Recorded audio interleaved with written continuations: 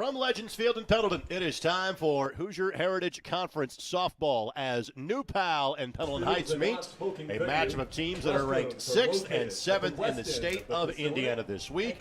Two teams that are vying for a share of the conference title after today's game. Alongside Jim Leisure, my name is Greg Rakestraw. Thank you so much for joining us. These two teams enter a combined 31-8 on the season. They know their postseason path will go through one another at some point, they feel, in a couple of weeks. Simply put, these are two of the best teams and softball programs in the state. Yeah, I would imagine, Greg, it's like this every year. You know, it always comes down to this, the New Pal Pendleton game, to determine who is going to be the champion, whether it's an outright champion or a co-champion. This year there's that possibility with a couple teams with one loss at the top of the standings. So it should be a fantastic game. If you've watched this on 9 Star TV before, I call this place the launching pad. It always seems like balls fly out of here. Should be some fireworks here today. Eliza Finley is the starting pitcher for Pendleton Heights today. And again, to that point, both of the starting pitchers are solid, but not heavy strikeout pitchers. And these are two great hitting teams. In other words, I don't think we're looking at 1-0 in today's game. Well, not unless you count the first inning, maybe. But, New Palestine enters with 33 home runs on this season. Pendleton with a very respectable 21. But Pendleton in the past years has been in that 30 range as well. So, again, both of these pitchers, like you said, probably are going to be pitching not necessarily to contact, but you'll see the ball in play a lot, and we'll see if the yard will hold it. So here is Aglaya Rudd. She's going to play at Purdue Fort Wayne next year. That is not a typo. She is hitting .612 on the season with 4 home runs and 22 runs batted in. Last time that we saw this New Pal team, she hit one over the fence against the best pitcher in the state in Keegan Rothrock. She even missed one by about 10 feet on that one. First pitch, swing and fly ball to deep center field. There is quickly one away, and anytime that Rudd makes a right turn towards the dugout, that is a victory for an opposing pitcher. Yeah, without question. And again, Eliza Finley's got to be thrilled to death. 1 pitch, 1 out. Now, you always hear about the immaculate innings. 9 pitches, 9 strikes. I've always thought it was 3 pitches and 3 outs, and we'll see if Eliza can get that here. Of course, Blum has to swing, and she does not. This is Allie Blum. She is a junior. She is already verbal to play at the University of Kentucky in a couple of years. She is batting .413 with 6 home runs and 27 runs batted in. All 9 starters in Ed Markham's lineup today have hit a home run at least at some point in time this season.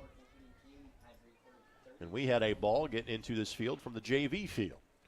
So the JV game is going on simultaneously to this one. So hence the reason for the delay.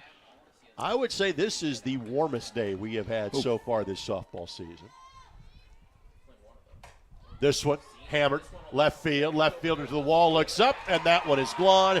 Blum, her 7th big fly of the season, as advertised. We think this is going to be a slugfest today. Dragons up 1-0, top half of the first. Well, again, just a really good job of a little bit of a mistake. Ball was left on the middle of the plate, and she did what good hitters do, and that's stay back and finish high with her swing, and you're going to see a great shot of it there. See how she finished high with her hands, brought her hands through the ball, and then finished up over her shoulder. Again, 3 pitches, 1 run. So Alyssa Mumma now will come to the plate. Number 10, Alyssa Mumma. Alyssa's going to play at Southern Indiana next year. They're completing their first Division I season this year down at Evansville. Mumma batting .385 with 4 home runs and 25 runs batted in, and that is knee-high for a strike.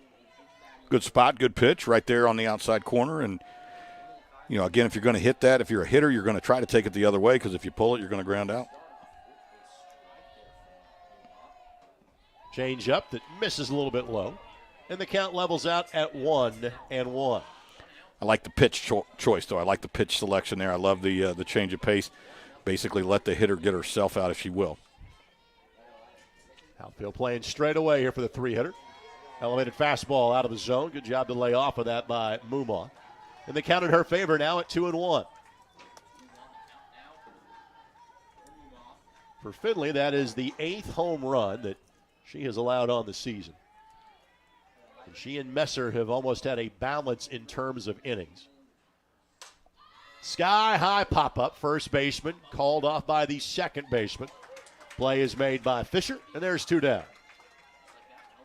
Nice communication there on the infield. Second baseman overrules first baseman. That's how you keep from crashing into each other. So if you communicate loudly and early, pretty easy to avoid. Nice job there you see on the replay. So here's Paige Ernstus. Ernstus, the third baseman for New Pal. Batting .373, 4 home runs, and 16 runs batted in. And much like her teammate in Blum, even though she is just a junior, she has made a commitment to an SEC school. She'll leg this without as a base hit. Third baseman in Petty made the diving effort to stop it, but just couldn't get up in time. So Ernstus will take the infield single.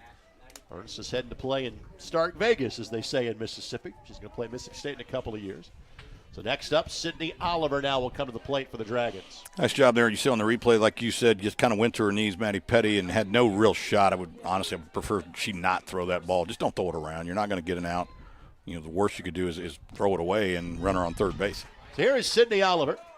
And, yes, this is the 5th consecutive player for New Pal. Well, let's say college commitment. Mm-hmm. Again, that's this level of game today. Sydney's going to play at the University of Indianapolis. They won their first postseason game today of what they hope is a long D2 tournament run.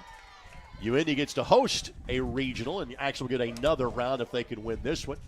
They beat Hillsdale 1-0 in their regional opener at Baumgardner Field today. Sydney on the season batting .409 with 2 home runs and 11 runs batted in. A little bit high. Count it 2-1. You hear the wind starting to pick up just a little bit. There really has not been a breath of wind so far this afternoon, and right now it's kind of blowing across the diamond. Coming in from the east. Paige Ernst just at first not much of a threat to steal. Lash to center field, hitting for a base, and Ernstus will stop at second base. Third hit of the inning for New Pal, and again, they're going to make solid contact today. Pendleton will too. It's just going to be the nature of this game. You're going to see the replay here again. Just a nice job taking it right back over the pitcher's head there. Nice job right through the circle, as they say, but just a little bit high so that the pitcher could not snag it. So here is Maddie Engel. Maddie hammers this one. Left center. Diving effort. Couldn't get there in time. 2 runs will score. Engel will have a double. No play at shortstop from home. It is a 3-0 lead for the Dragons. Well, Coach Markham has got his right arm loose here. This ball's hitting the gap. There's a slight chance maybe the left fielder makes a play. You know, she gives a great effort, but not, again, it was off the bat. Both of the runners had the play in front of them, and they were off to the races. So Kayla Bain, the 7th batter, will come to the plate this inning for New Pal. She's going to play at the Division III level next year at Mount St. Joseph on the west side of Cincinnati. She and Sydney Eubanks both are going to go play for the Lions in the Heartland Conference next year. Kayla batting .208 with 2 runs batted in. Change up in there for a strike. It's been kind of a rotating door, I'd say 6 or 7 starters kind of locked in, and Ed's kind of moved around a couple of players. Rob Davis has kind of handled his rotation similarly to Pendleton Heights. Slow rolling ground ball. Bo Shelton charges, slings it, and got her. Bo Shelton, sun's out, guns out with the arms today, and you could see that gun going from shortstop to first. That is the end of the inning, but the damage is most certainly done. 3 runs, 4 hits, nobody left on base, and we are through the top half of the first. It is New Pal 3 and Pendleton Heights coming to bat. And with that now, let's tell you the Pendleton Heights starting lineup. Kaya Hubble will lead things off in center field. Lily Koffel in right will bat second. Bo Shelton will bat third. Again, you saw her handiwork on the diamond. She is the shortstop. Caitlin Goodwin at first base will bat fourth. Sydney Clark, the catcher, bats fifth. Elena Smith, the DP today, bats sixth. Eliza Finley, our pitcher, will bat seventh. Gloria Richardson, and we always look forward to her walk-up song when we are here. She will bat eighth. And Kylie Fisher, the second baseman, will bat ninth. There you see Rob Davis, his 13th year as the head coach of Pendleton Heights, and we are lucky enough to get to do a lot of games in this facility. And there is a chance that we could do one more here, and we'll kind of explain that to you as the season goes along. Now, here's Courtney Studi. We did not see Courtney when we had New Pal last week against two-time defending state champ Ron Colley. She was not in uniform that day for New Pal. She is a two-sport athlete at New Pal, and that day was up to the freshman pitchers behind her. Courtney, again, 42 strikeouts on the season, 10 walks, ERA kind of mid-2. So, again, Pendleton Heights, you expect, will get some offense in today's game. Well, and but really both these teams too, Greg, are very good defensively as well. I mean, we've seen Pendleton make some fantastic defensive plays throughout this year, and New Pal is, I think, one of the higher-rated defensive teams in the conference as well when it comes to fielding percentage. So if you can keep it in the yard, there's a good chance that somebody can pick it and And of that point, last Wednesday was kind of atypical. Yeah. We saw some of those mistakes by New Pal. Ernstus, Blum, Muma, Hershey in the infield. Aglea right behind home plate. Nyla Lewis, Maddie Engel, and Sydney Oliver in the outfield for Coach Markham's squad. Here's Kaya Hubble. Hubble, a junior, batting .500. Hubble and Coffey are kind of the two jackrabbits to get on the base paths for Pendleton Heights. Their job is to get it down and get on the base paths and let their teammates do the work behind them. And you can see the New Pal defense is kind of set that way as Paige Ernstus, the third baseman, is playing about 10 feet in front of the bag. Shortstop playing maybe a foot in front of it. Elected to let that one go. Misses outside. Count goes to 2-0. As we point out, Studi in 75 2/3 innings has walked 10. So really almost like won a game at this point. So Hubble can expect something to hit here.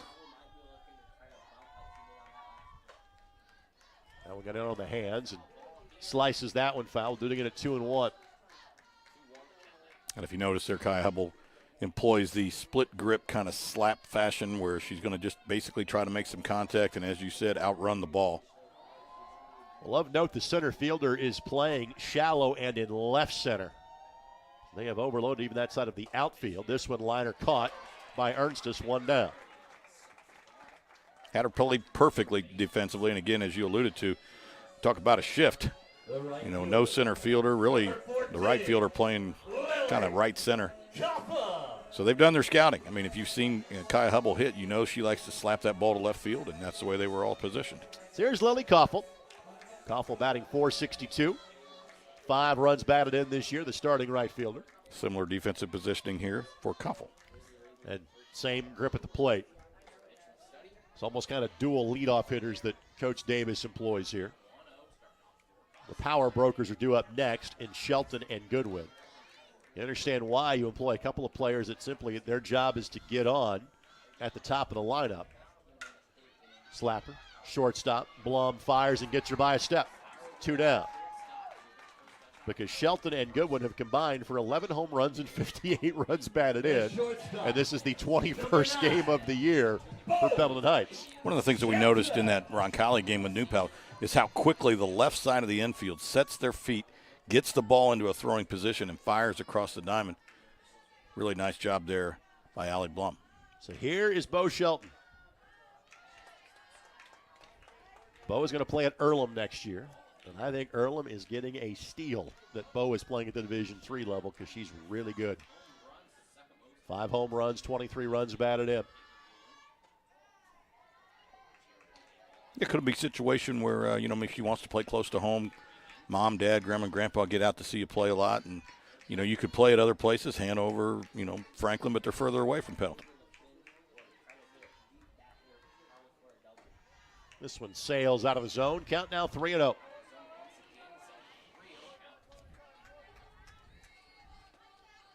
Shelton may be good enough where you even think about giving her the green light. I think, here. honestly, that the sign that I saw from Coach Davis was, hey, whatever you get, if you like it.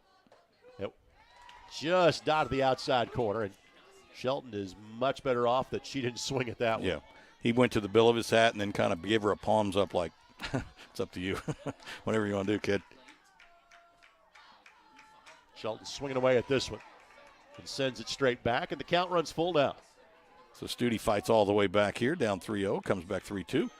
Again, I say this all the time, you love the battle. You love the one-on-one of the pitcher and the hitter, and you just got to see right here on this pitch who's going to win. Turns on this one. It's going to stay fair. Will it exit the park? Yep. Home run for Bo Shelton. Again, as advertised, a home run for each side in the first inning. For Shelton, her 6th of the season, and the Arabians claw one back. Well, if there's any question at all, Bo Shelton won that one. We were talking about the battle between the pitcher and the catcher, so Bo, and this thing, again, hit really, really high. This thing was really long gone. It's just a matter of whether it's going to stay fair. Umpires do a good job. Of course, here at Pendleton, we have 3 umpires. And the third base umpire was down the line a long way, immediately signaled fair ball, home run. Here's Caitlin Goodwin. She is a junior, but she has already given a verbal commitment to play at the Division I level at the University of Dayton. Always has that idiosyncratic routine of reaching all the way across the batter's box, taps that spot, and then gets herself lined up. And Studi proceeds to hop one to home plate. A lot of hitters have those little things that they do that get themselves ready, and that's hers. No two swings are alike, are they? Nope. A little high that time. And the count goes to 2-0. Yeah, the pre-swings are never really alike, but then eventually you got to get your hands into a launch position, and that's where most hitters eventually get to. And then again, it starts with, below the waist, the lower body, the torque, the hands, the follow through. Right, home run allowed by Studi, by the way, was the 15th that she has allowed on the season. And for a second here in a row, she gets herself in a 3-0 predicament, and I would think that Goodwin can be of that group too that is told, hey, if you get one you like here, yep, give it a rip. She did. I like it. Big game, kind of wind, kind of blowing a little bit, so good hitter. Let her take a rip at it. You're also 20 games into your season. Sure. You know exactly what your kids are and what they they're can capable of, right. I got zero problem with that. Count it 3-1 now. Off the end of the bat, and obviously this one is not going to leave the infield. Muma makes the play. Inning is over. Pendleton Heights gets one back, but they trail by 2 after 1. 3-1 Dragons lead as you're watching on 9 Star and the ISC Sports Network. We are really heavily involved in the community, so there are multiple different volunteer opportunities that we can go and do. Volunteer time to share their time and talents with organizations that need not only monetary assistance, but just people's time to help those organizations grow and thrive. 9 Star is a different kind of company, and the difference is you. I want to thank John Pater and his fantastic 9 Star crew. There you see the conference schedule. And again, New Pal and Pendleton Heights historically have been really good at this sport. And frankly, to be competitive, everybody else has kind of upped their game as well. And Shelbyville is a big part of that story at 5-1. So everybody has at least one loss in the league. Looking ahead, New Pal would have one league game left, and then it's against a Delta team that is really struggling this year. That's next week. So if New Pal can hang on here, you would think at worst they have a share of the league title. Pendleton Heights has 2 more to play next week in league action. They have Newcastle again towards the bottom, and always dangerous Yorktown team kind of in the middle. Well, you mentioned, Greg, that how you either get better or you continue to get beat. And on that list of teams, you've got a Mount Vernon team that was in the semi-state a couple years ago. You got a Yorktown team that played for a state championship 4 or 5 years ago. The aforementioned New Palestine and Pendleton Heights has been a Final Four team. And Shelbyville, I think, played for a semi-state a couple years ago. So really good softball in the Hoosier Heritage.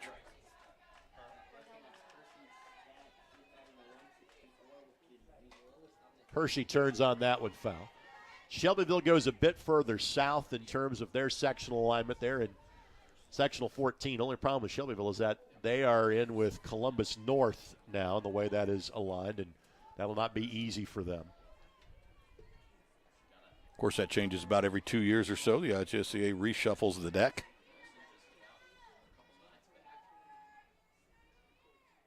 This one almost clipped her, and Hershey kind of looks at the dugout almost sheepish. Like, I should have let that one hit me. Yeah, and again, it's, with the way kids pitch now today, there's a lot of movement on things, and you certainly could argue that she doesn't necessarily have to get out of the way or even try because she thought maybe the ball would break. Count it 2-1. This one hammered. This one in left field, and this one will go. Hershey, her 5th home run of the season. Again, her average is not great at 164, but when she's hit it, it's often done that. 4-1 Dragons. Well, she got all of that one, and that one just sounded like it was gone. I mean, you can normally get a good picture of where it's going to go here. You're going to see the replay. Again, pitch just too much of the plate, just right down the middle, really, and about just a little bit above the belt. Goodbye, softball. Both these teams are long past the moral victory stage, but again, let's note, when we saw this New Pal team last Wednesday, they homered twice off of Keegan Rothrock. Right. And she's thought to be the best pitching prospect in the nation. And it was kind of the pitching and defense that let them down a little bit in that day. They got beat 13-4, but this New Pal team is as good of a hitting team as you will see in the state of Indiana. So here's Lewis. He bats .250. Home run and 6 runs batted in. This misses 2-0 the count. I'm sure if you ask Coach Ed Markham, he'd like to have that, who wouldn't like to have that shutdown pitcher, that one person that can really just take over a game. But on the other hand, when you swing the bats like they do, you're always in it. Again, let's point out that the last few years, these teams have been in different sectionals for softball and baseball. That is not the case this year. These teams, along with fellow conference rivals Greenfield Central and Mount Vernon, will all be on the turf at New Pal in 2 weeks. Richmond Anderson, Muncie Central will join them, taken all the way at 3-0. That's in for a strike. Sectionals played over 4 days. Fingers crossed on the turf, weather permitting. May 22nd through the 25th. Lewis, ground ball back at the middle base hit. And so now, partner, that is 6 base hits in 9 batters to the plate for New Pal. And more importantly, 8 and 9 both reach. I mean, obviously, Katie Hershey, the 8 hitter there with a home run, but Nyla Lewis is now on, and, coming up behind her with nobody out is 1, 2, 3. And let's see if this is going to be a conversation, but there might be a change in the offing as well. And this is a New Pal team that has used 4 pitchers. Pendleton Heights really has used 3. And again, Finley has thrown just a little bit more innings than Messer. We've kind of seen both of them go back and forth at times this year. Right now, it's just a conversation. But you have to have in your back of your mind, if you're Rob Davis, it might be a change necessary at some point sooner rather than later. Well, it looks like number 5, Ari Rector, is the pitcher that's down warming up in the bullpen for Pendleton Heights. Biggest thing I think Coach Davis is going to go out and talk to Eliza Finley about is location. You're just leaving the pitch too fat, too over the plate, so you got to hit spots. You got to move the ball in, out, in, out, up, down. But you can't leave it in the middle. And you can't do that, especially with this hitter in Rudd, who was first pitch swinging. Straight away center, a couple of paces shy of the warning track.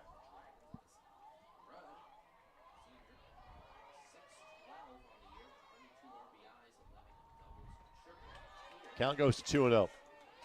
Another thing Finley is doing, too, she is painting herself in a corner by getting behind some of these hitters. Yep. Again, 2-0 is a great hitter's count. You remember Rudd drove one to center field, didn't carry, but only missed by about 10 feet. And that misses 3-0. And the same things that we said about potentially giving, a swing and a 3-0 count to Shelton and Goodwin last inning would apply to Rudd here.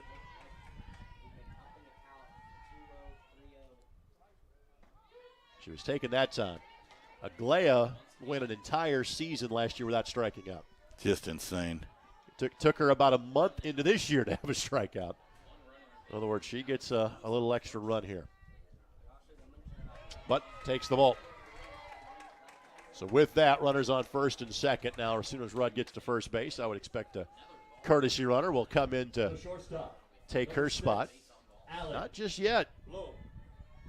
Jersey Gross thought that she was going to be called upon to do that. And now Ed goes, you're right, that's a good idea. Go ahead and get out there. Yeah, Coach at first base, and I know it's one of Coach Markham's daughters, was signaling and pointing. Hey, it's funny sometimes. Now, here's my argument with it. This whole thing about courtesy runners supposedly speeding up the game, stuff like this. That took time, and I don't know that it really does speed up the game that much. If you're playing travel ball where you're trying to get, you got time limits on games and different things, okay, I don't know that you get what you want out of that rule, frankly. Blum lifts this one. Park will hold that one. Left fielder circles, makes the play, and there's not going to be any advance there. Catch is made by Richardson in left field, and there's one down as Blum is retired after she homered last time up. Well, again, the vacuum sweeper that is the left fielder, Gloria Richardson, she catches everything that's hit out there. Does a nice job getting the ball in, and really Finley just kind of stood in the middle of the circle and didn't back up the throw. The throw was a little bit wide, and just because things aren't going your way, you still got to keep doing your job. So here's Mumma. Mumma pop up to the second baseman and Fisher her last time up.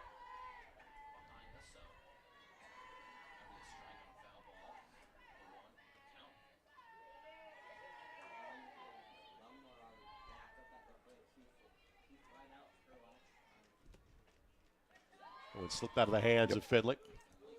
Just got away from her a little bit. Finley due up third in the bottom half of the inning for the Arabians.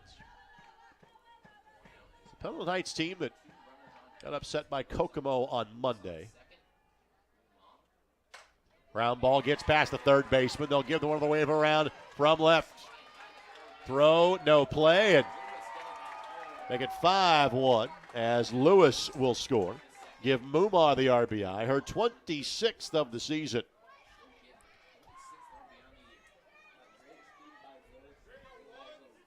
So 5 runs, 7 hits, and just 4 outs recorded in the first 12 batters up for New Pal. Really good shot on the replay there, the play in left field. Kind of the, we called that the old do or die. Richardson comes in, glove side, tries to get all the momentum to home plate, but just not enough. Here's Ernstis, infield single her last time up, would come around to score. Get a great look here at Jersey Gross, see if she helps out Ernstis in terms of a potential signal. Not this time. Ernstis popped up. Fisher calls off everybody. Infield fly has been called. So the batter went out regardless, but catch is made. No further advance, and there's 2 down. Here's Oliver. She slapped one to center field her last time up. Sydney Oliver. Going to go play for Melissa Frost at UIndy. 2 outs now. The runner's obviously moving on everything, including a ground ball hit to third base. But anything hit to the outfield, they're going to score. Lofted, shortstop, backs up. Shelton makes the play, and the inning is over. But tack on 2 more for New Pal. And, you know, for New Pal folks, what might almost be as good as this 5-1 lead is stopping by Smoking Barrel Barbecue. Now, they're open Thursday, Friday, Saturday, and always available online. Smoking-barrel-bbq.com. You see German Church Road. They're located at Camp Sertoma right there on the corner of German Church and Brookville Road on your way to New Pal from downtown Indianapolis. The entire menu is tremendous. My favorites, the turkey, the brisket, the banana pudding, and the mac and cheese, but none of the food will do you wrong. McFarland's cook it well at Smokin' Barrel Barbecue. Smokin'-barrel-bbq.com. Fantastic stuff. Again, no longer live in New Pal, but I used to, and that was a place that we would hit. That was on our rotation. So Sydney Clark will lead things off for Pendleton Heights, followed by Elena Smith and Eliza Finley. So no zeros on the board just yet on our scoreboard, and I'm not sure how many of them there will be today. Catcher, number 11. Watching them warm up there, Greg, Aglaya Rudd just has an absolute cannon. The warm-up throw to second base where she throws it down, man, I tell you, it was delivered right now and on in at perfect target. Clark batting .349 with 2 home runs and 23 runs batted in. Fastball on the corner for a strike. And I'm not sure how much in the way of base thievery there will be today for a couple of reasons. One, both catchers are pretty good. Correct. 2, the bats are so good, they'll move you around. Change up. Good job by Clark to lay off of it. 1-1 the count. Yeah, you definitely don't want to run yourself out of innings. You don't want to run yourself into outs. Just stay where you're at and wait on the long ball.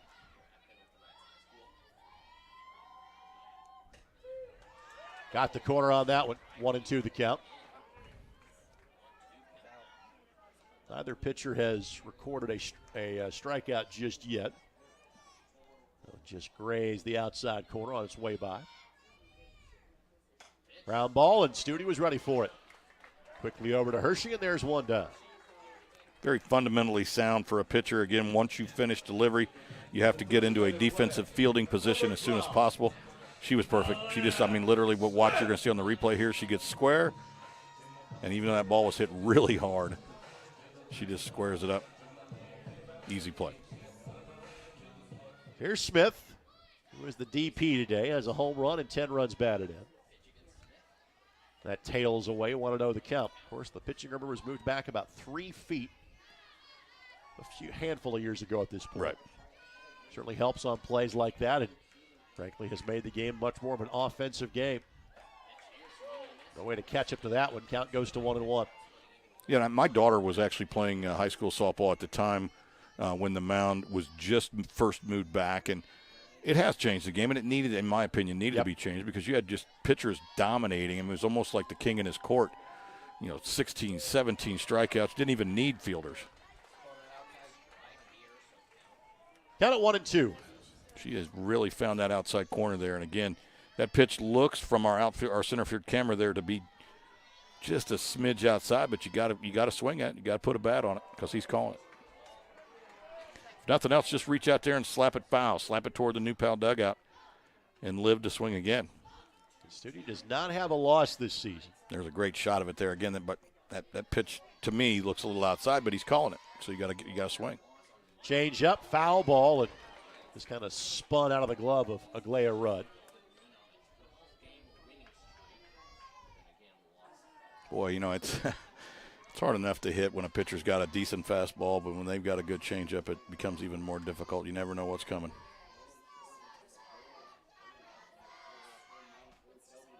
Didn't get the corner that time. Count runs full. Studi very reluctant to walk a hitter. He has 10 of those this year.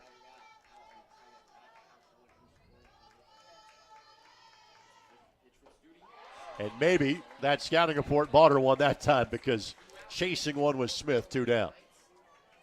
Definitely helped her a little bit there, that ball out of the zone and outside and up, really. But like you said, I think she kind of made her decision. If it's close, I'm going. So here's Eliza Finley. Finley doesn't hit all the time because kind of her rotation as a pitcher, but clearly when she does well. Batting .522. She is going to go play at Hope College next year up in Southwest Michigan. Great Division III institution. Does have a home run and 9 runs batted in.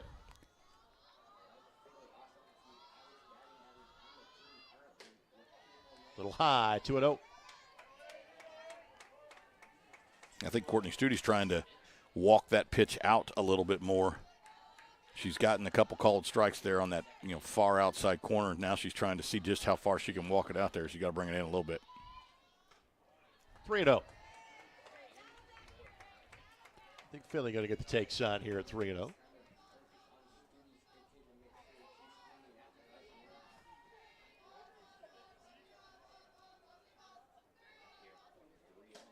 That's it for a strike. You may see that exact same pitch from Studi at 3-1 as well. No doubt about it. Now that's the spot. Now again, now that you've got that strike, walk it out a little bit if you have that type of command. Obviously, much easier said than done. Lash to left center field. That might get to the wall. The left fielder's over there to make that play quickly. Ball away from the shortstop, but no further advance. And that is the second base hit of the game. Both of the 2-out varieties so far for the Arabians. Number 8.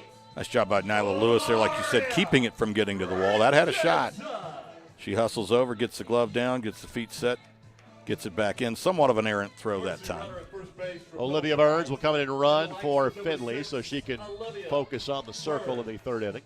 But before she goes into the dugout, she took just a second to talk to Richardson a little bit about what she saw in that sequence and give Richardson an idea of what to look for.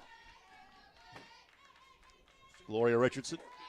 She's going to play at Danville Area Community College next year, just across the state line.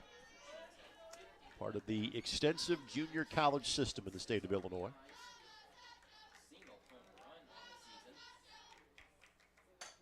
And this one into right field will get down for a base hit. Station to station. Burns stops at second, but the 7 and 8 hitters now with back-to-back base hits. And again, there is talent up and down the lineup for both of these teams today. Now you see Courtney Oliver just bobble that ball just a second there. I mean, it's too late now, obviously, but had she been going, she probably would have been okay, but you don't want to take chances here. Here's Kylie Fisher. Yes, the 9-hitter bats .371. That's why these two teams are 6th and 7th in the state, respectively. Fastball misses a bit high. Fisher with a home run on the season as well, so she's got a little bit of pop.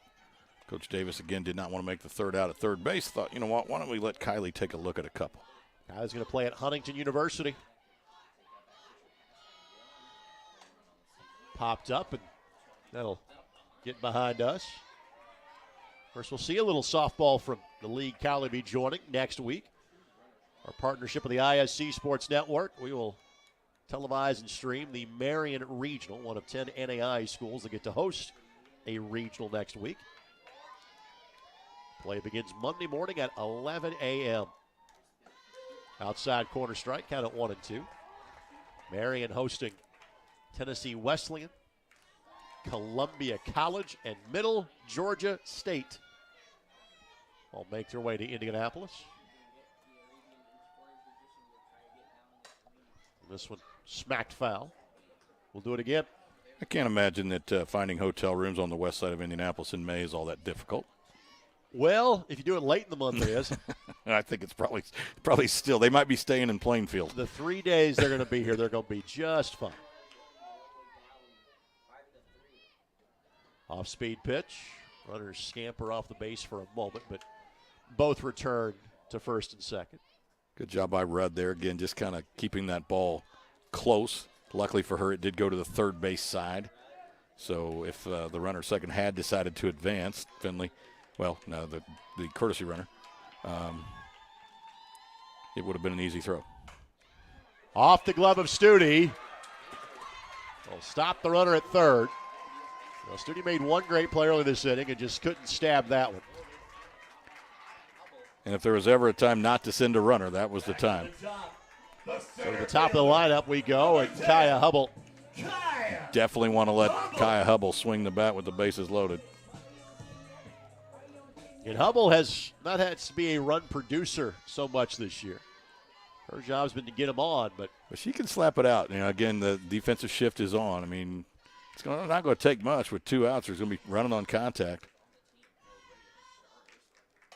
Ground ball, shortstop, first base picks it, and the threat quickly goes away. So the Arabians leave them loaded and do not score in the bottom half of the second. New Pal leads at 5-1, going to the top of the third here on 9 Star at ISC. 9-Star is very focused on customer and member care, focused on making sure that however we communicate with the member and customer is how they want to communicate. You know, sometimes we're the one person that they speak to in a day, and you want that conversation to be happy and pleasant. As a nonprofit co-op, we're focused on providing the best service we can for our members. 9-Star is a different kind of company, and the difference is you. Quick check of the upcoming sectional at New Pal. That'll be on the turf. And these teams drawing rivals in the opening game. But they would not see each other to the potential sectional championship. So New Pal, Mount Vernon Monday, Richmond, Anderson, Pendleton Heights, Greenfield Central Tuesday.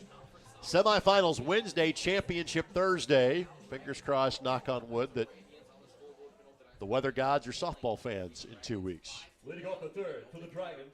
Well, all you really need is just a couple of breaks in the rain. That turf will dry quickly. It drains really, really well. Obviously, one of the positive aspects of having turf. So you don't need quite as much dry time. If you can just get a couple-hour window, you can get a game in. So here's Engel. Engel doubled her last time up and drove in two.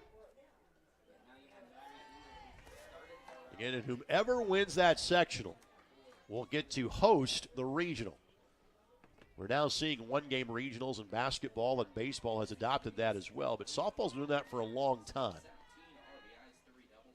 Those other sports, the regional opponents are still drawn. That is not the case in softball. If you're in sectional 9, you play sectional 10. Sure. And this year, the odd-numbered sectionals get to host.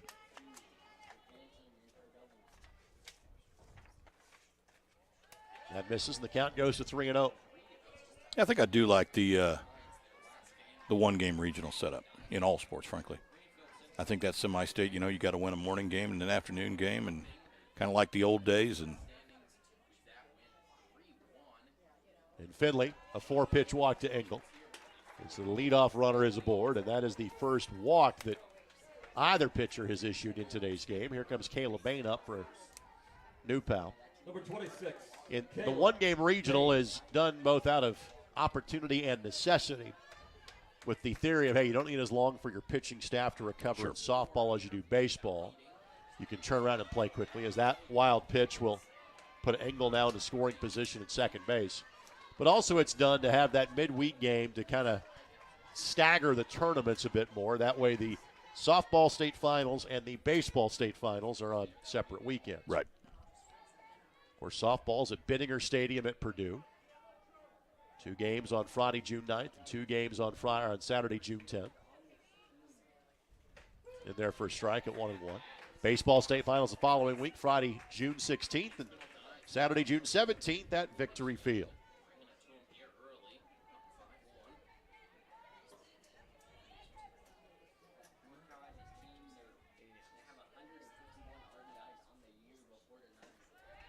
Just missed. 2-1. Bain, a ground ball to shortstop her last time up.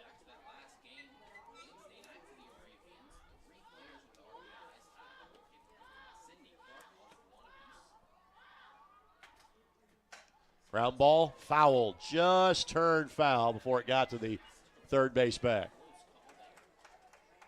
Home plate umpire doing a fantastic job of being loud and as quick as possible.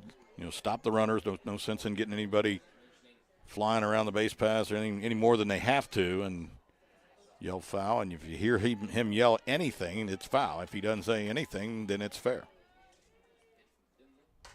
Pop up. Clark dropped it. And that time she just had a quick glance at Goodwin. Kind of late. Actually, they have now moved Goodwin over to third. They've got Petty now playing at first base. Yeah, I think she kind of had her glove turned to the way like an outfielder would have. Normally they kind of try to basket catch that thing because it's spinning backward. Good Change pitch. up, and Finley bounces back, so the dropped foul pop-up does no damage. Her first strikeout, and there's one away. But, again, let's note that Goodwin, normally the first baseman, now is playing at third for Pendleton Heights. And Petty, who is not in the batting lineup, is playing first base for the Arabians. Here's Hershey.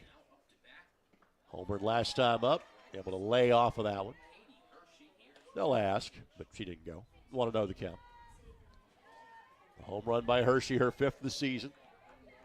Just joining us, we have seen 3 home runs already in this game. One by Blum, one by Hershey, one by Shelton for Pendleton. Ground ball, foul ball.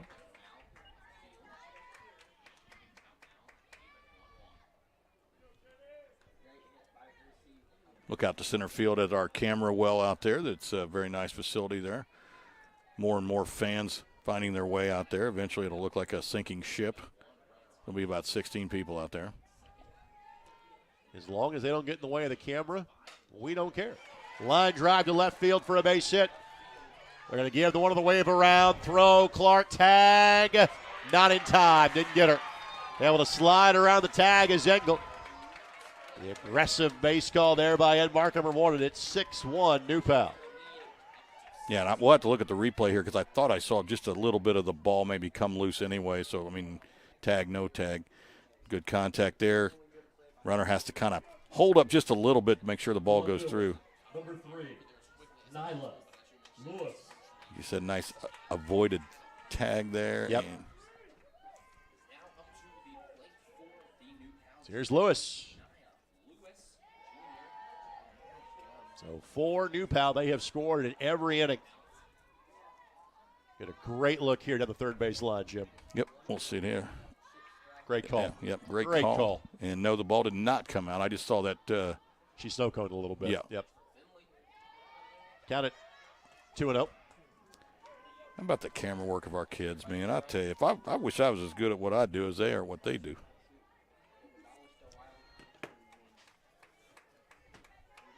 I was trying to think of a witty comeback. I'm just going to let that No, lie. listen, man. I for folks who know the athletic director, Al Cooper, Al emailed me today. There's a scholarship honoring a gentleman by the name of Van Bush who recently passed away. Super fan at New Pal. There were 8 kids that submitted basically essays saying, why they feel they're deserving. All 8 of those kids accomplished far more than I ever did in high school. And that's a 4-pitch walk. Well, in this inning, Finley is not making things easier for herself. Here comes Coach Davis. Let's see if there is a potential pitching change coming in here. Nobody warming up in the bullpen, but they're probably already loose. This is not the way that the Arabians envision this one going. And here comes the change, and it will be Ari Rector. That will be coming in to pitch for Pendleton Heights. And you referenced the fact that she was loosening earlier, and I have not had her as pitching any at the varsity level so far this year.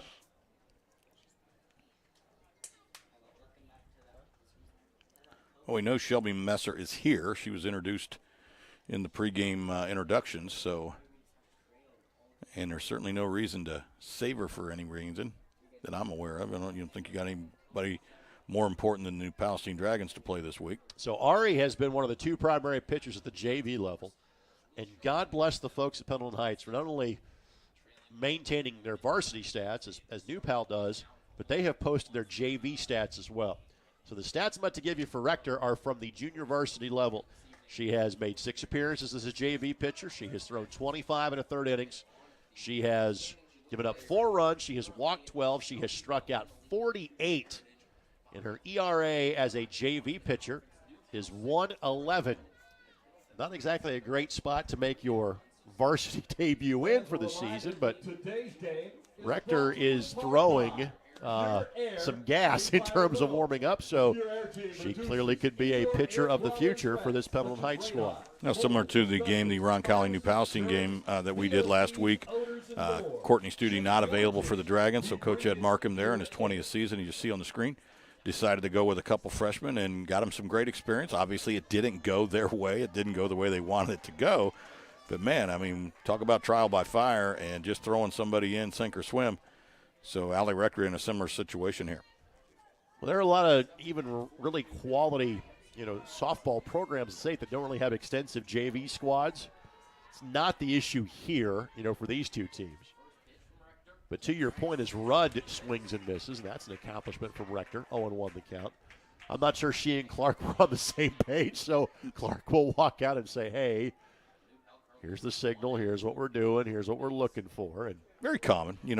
Has not obviously pitched at the varsity level correct. A lot. And, the signals, honestly, from the JV catcher may be different. You're used to a certain kid dropping a certain number.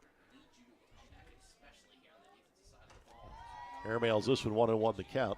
But to your point last week, and Studi is the primary pitcher for New Pal, her 3 backups are all freshmen. And and Clark was in a similar spot last week. Really hadn't thrown much, if at all, at the varsity level. Rudd, ground ball, and Shelton. A rare miscue for Bo. Did not handle that one well, so an error on the shortstop will load the bases. Well, when it rains, it pours, and right now it is pouring over in the third base dugout. And I'm not sure if Shelton just got distracted by the runner going by or knowing that her play really was to third in that scenario, just kind of kicked one. So Gross will come in to run for Rudd. And now Blum will step to the plate. Homered once, flew out to left field the other time.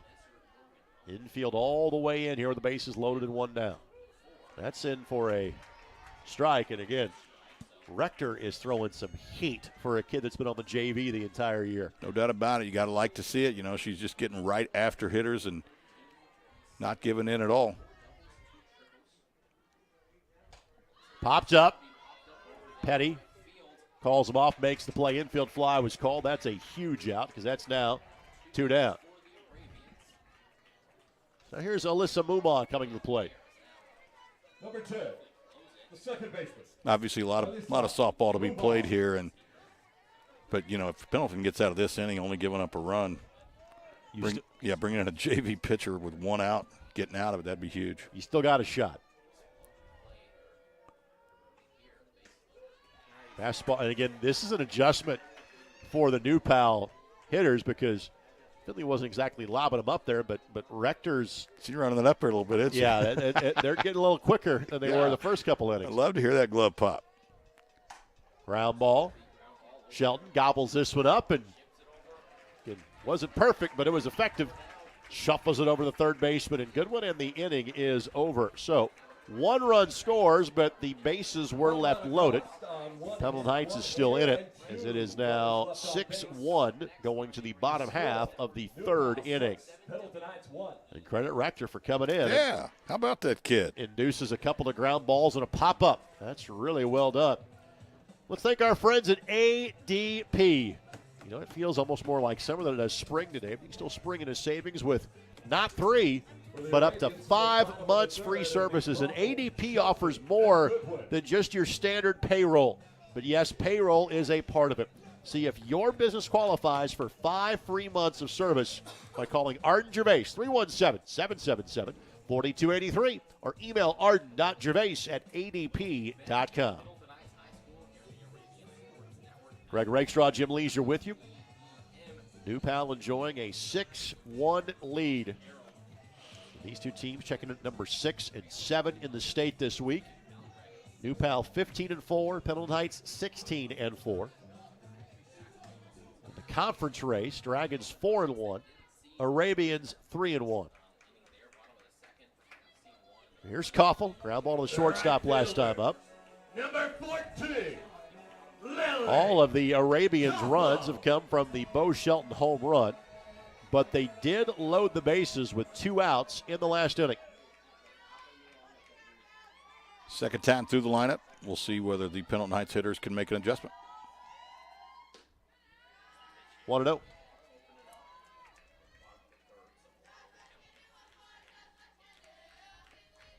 Six runs, 9 hits for New Pal, 1 error as well. 1 run, 3 hits, and an error for the Arabians. Slapper, shortstop, got her. Most players don't make that play. What Koffel just did there gets her a hit probably 8 or 9 times out of 10.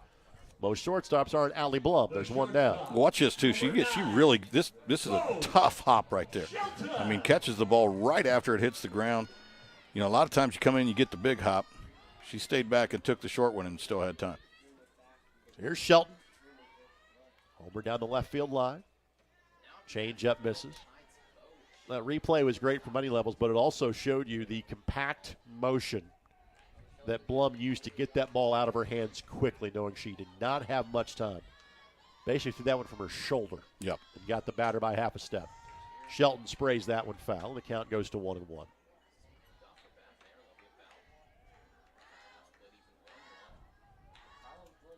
We mentioned this last time we were here. Shelton going with the Ted Klaszewski look. No sleeves.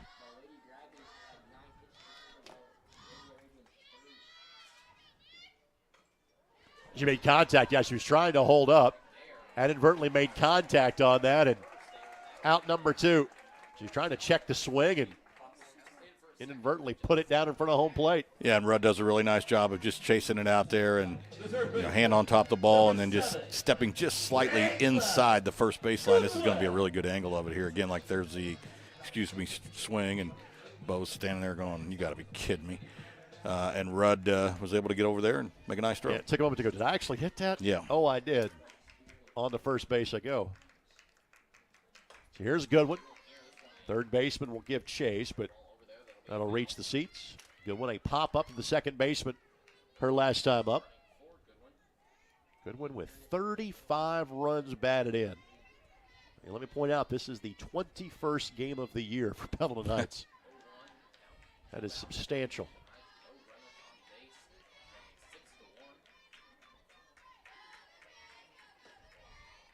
One to 1. Clark awaits on deck if Goodwin can continue the inning. Arabians have gotten 2-out hits in each of the first and second innings so far. Turns on this one, but that'll go foul. Couldn't time out the off speed. And the count at 1-2. Be interesting to see what pitch Courtney Studi comes with here. Pretty good hitter, obviously still dangerous. But you do have the 1-2 advantage, so do you throw the off speed? Do you throw something at the top of the zone? 2-2. The answer is you waste one. Yep. And there's always, I mean, there's times you do waste a couple, you know. Sometimes you throw them just right on the corner, maybe try to get them to swing at something and hit a dribbler. Foul ball.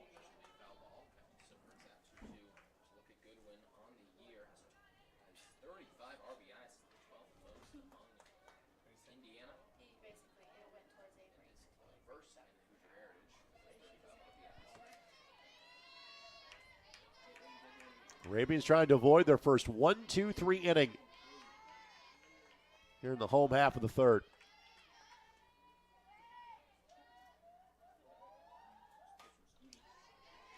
Seeing a good amount of pitches this at bat is Goodwin. Goodwin, just a junior.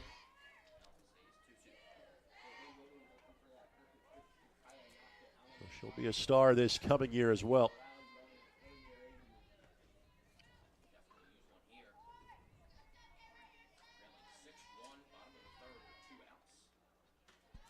Off speed misses high. The count runs full.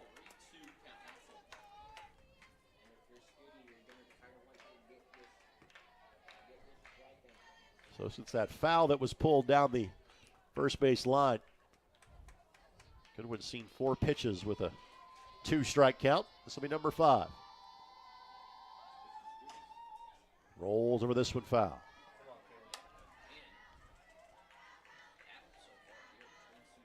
Will be the 9th pitch of the sequence here coming up. Again, pitcher has, if you're a pitcher, you don't want to obviously give in here, but you don't want to throw something too fat.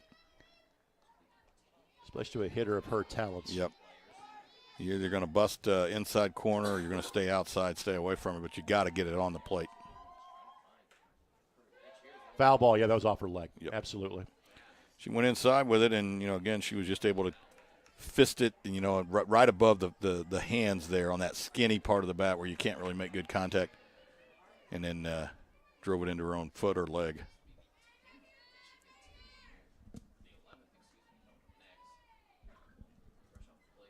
Home plate umpire maybe giving her just a second to walk off the stub toe.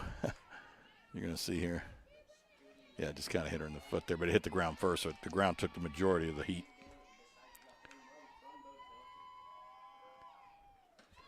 And not close. Goodwin wins. First walk issued by Studi. It's just her 11th of the season. The catcher. In 78 innings pitched. 11, Here's Clark, who hit it hard, but hit it right back at the pitcher her previous time up.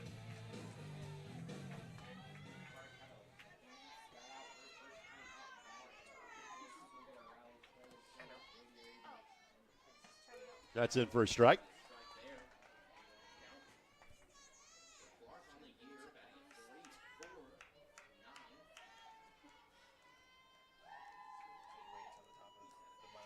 Arabians had a runner on in each inning. Only the solo home run, though, has provided offense so far for Coach Davis's squad.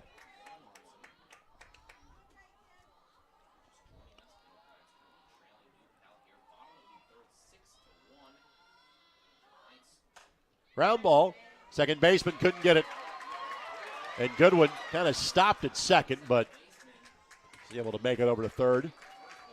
And unfortunately for Muma, I think that ball literally took a hop over her glove as she was lining it up. Yeah, definitely a little bit more difficult than it was, but Coach Davis a little upset with Goodwin because, again, there's 2 outs, and why are you stopping? And plus, he was waving the arm. I mean, he was bringing her to third.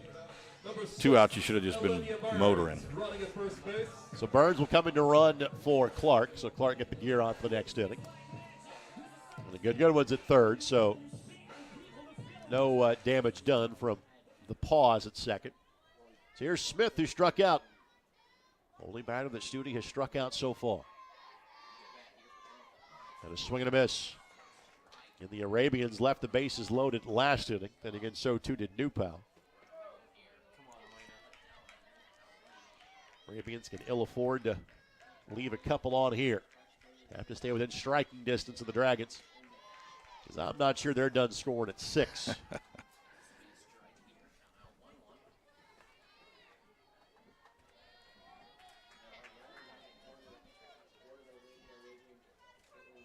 Smith, the DP today for the Arabians. Pops her up. Pitcher makes the play over the shoulder, and the inning is over. So that is 5 runners straight of the last 2 innings by Pendleton Heights. We are through 3. Dragons lead at 6-1 here on 9 Star and ISC. 3, 2, 1. Has the first dunk in the building from Joya. Waits, Waddell finishes and lays it in. There is right now the play of the game. Better finish. Good. We might see that on Plays of the Week. Great feed. The finish. Spin, win, 3. Bury it in the lane. No, gun, yes. Stop. Whoa, what a play. Flying in.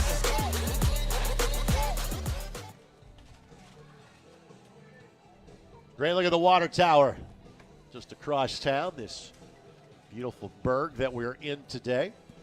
Usually, as I come here from the Broad Ripple area, usually I drive through downtown Pendleton on the way here and then go down Pendleton Pike on the way home. But I was coming from downtown today, and as I got to 465, it appeared to be its typical parking lot. So I'm like, you know what? Pendleton Pike on the way here might be the way to go. So I missed the trip through downtown. There's Rector. Looks like Coach Davis is going to make a change. We're kind of look around the field here, see if we see a defensive change. Talked to the home plate umpire for quite a while. Glancing around, but looks the same, doesn't it? yeah, no changes. Here's Paige Ernstis. Ernstis singled and scored back in the first, popped up to the second baseman last time.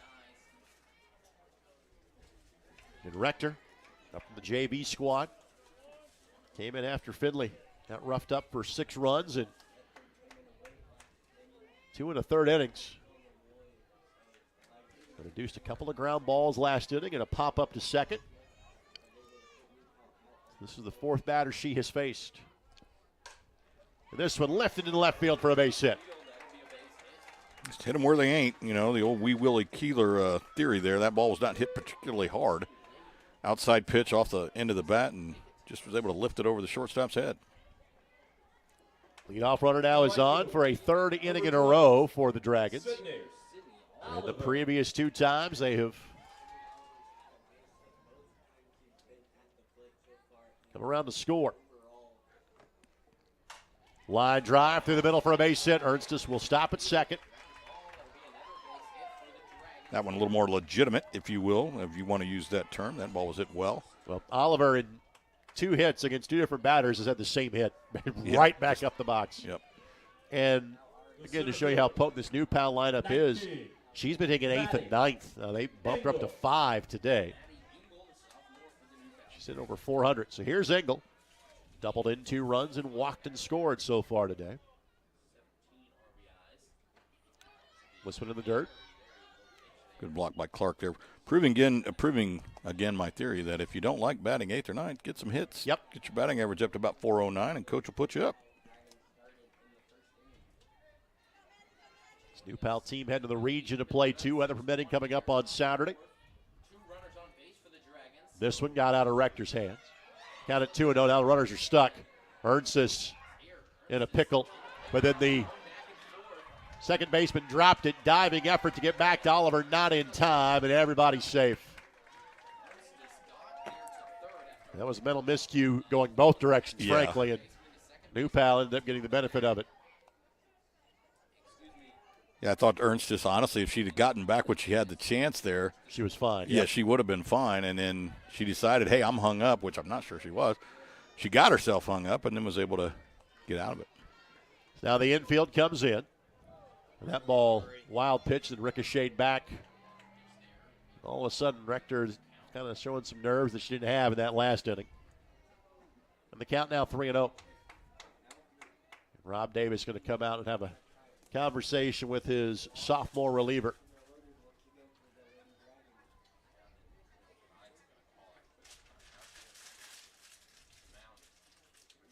Now, if you're New Pal, you are thinking big inning, trying to get this potentially into run rule territory in the fifth, which I don't think anybody had in mind coming into this game today. No, not at all. In fact, if anything, you thought maybe double digits, but it was going to be, 12 to 10 or 12 to 8 or something like that, but certainly not a 10-run rule. Just very curious as to why Messer was not brought in. She is here. Don't know, again, if maybe her arm's a little sore. Maybe she's, again, just not ready for some reason, some other illness or injury.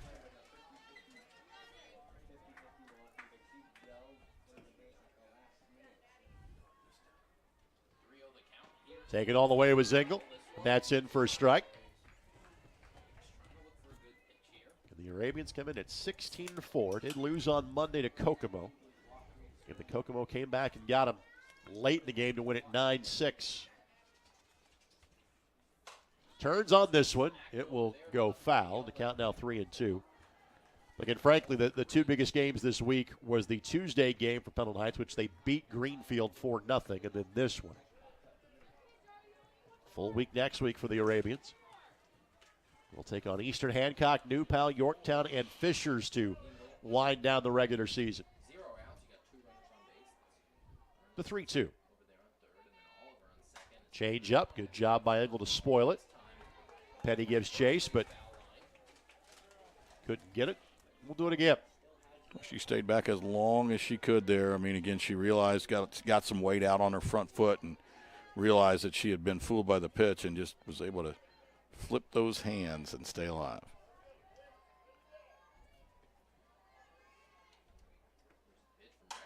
Smacks this one. Center fielder has it lined up. Catch made, runner tags. Throw will be cut off by Petty, so it's a sacrifice fly. New Palian has scored an every inning today. Give Engel her third RBI of the game, and it's 7-1.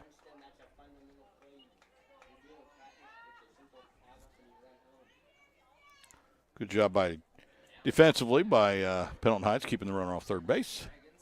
No chance. So a pinch hitter coming in here for New Pal. Reese Rosenbaum will come up and will hit in Bain's position.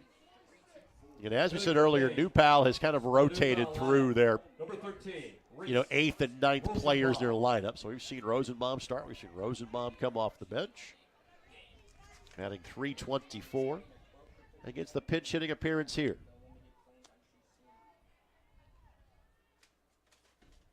That's at the knees for a strike. Yeah, that's a lot. That's a way to keep a lot of kids involved in your program and to just build a program. I'm sure that Rosenbaum doesn't necessarily, she'd love to start play every game. Who wouldn't? But she understands her role. She knows she's going to get opportunities. And you got to make the best of them when you do. 2 home runs, 9 runs batted in. She has played in every game but one this year. Yeah.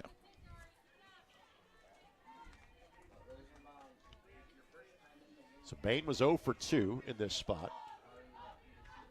And this is the DP position for New Pal. Rosenbaum hits it hard. Shelton knocks it down and does have time to go over to first base and make the play. Shelton's had some tricky ones the last couple of innings, but recovered to make the play in time. 2 down. The first baseman. Yeah, I mean, she knows the runner. She knows she's got a shot at it. Fires across the little sidearm there, and good call. Here's Hershey, 2 for 2. And smacks this one. That'll get down for a base hit. That'll get to the wall. That'll score another run. That'll make it 8-1. Hershey will stop at first. But Hershey is improving dramatically. That 164 average she had coming in. And she is 3 for 3 with a home run and 2 runs batted in. Yeah, not 164 now. And again, I don't know if we saw the replay there, but the runner on second base just absolutely did that perfectly. Contact, gone, right? I mean, there's 2 outs. Catch it if you want to. Here's Nyla Lewis. This one sails by. Lewis has reached both times. So the 8 or 9 hitter have yet to be retired as an out in today's game. Here it is again, contact, and you see she's just gone. I mean, there's 2 outs. She knows what's going on. That's in for a strike. That was Oliver that was scampering home from second base. I know as a coach, a lot of times whenever there's 2 outs, run around wherever, second, first, third, I would always tell them, hey, 2 down, we're moving on contact. And then when they didn't do it, then that's when I would get, upset because I just told you what to do. Off-speed pitch, lifted right field, gets down for a base hit. Again, running on contact. Hershey going to try to score. Throw, not in time. New Pal gets another one. Hershey scores from first, and the ball that was hit to shallow right field. Yeah, that ball's not hit 110 feet, but she's moving on contact. Look at her go there, and she's just flying, and then the ball gets away from the right fielder, Lily Koffel, just a little bit. Coach Markham is like, well, got away from her twice there, but he's like, I don't think she's going to come up throwing, and she didn't. And that slight delay is what led to the run. So it's now 9-1, and New Pal's best hitters at the plate. Rudd watches that one. Advancing will be Lewis behind the plate. And again, we have to play 5, and it's a potent Pendleton Heights team, but we are starting to inch into run rule territory in this game, which we didn't think we would utter that phrase today. And Aglaya Rudd here, 2 outs. So again, if you're Nyla Lewis, you're moving on contact. Anything unless it's hit right at the third baseman hard. Wild pitch. So 60 feet free twice.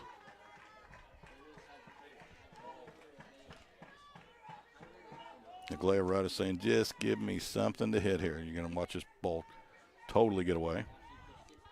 Rudd of 4 home runs this season. 0 for 2 with a walk today. And again on the wild pitch. Lewis goes all the way from first to home without having to have Rudd pick up the bat.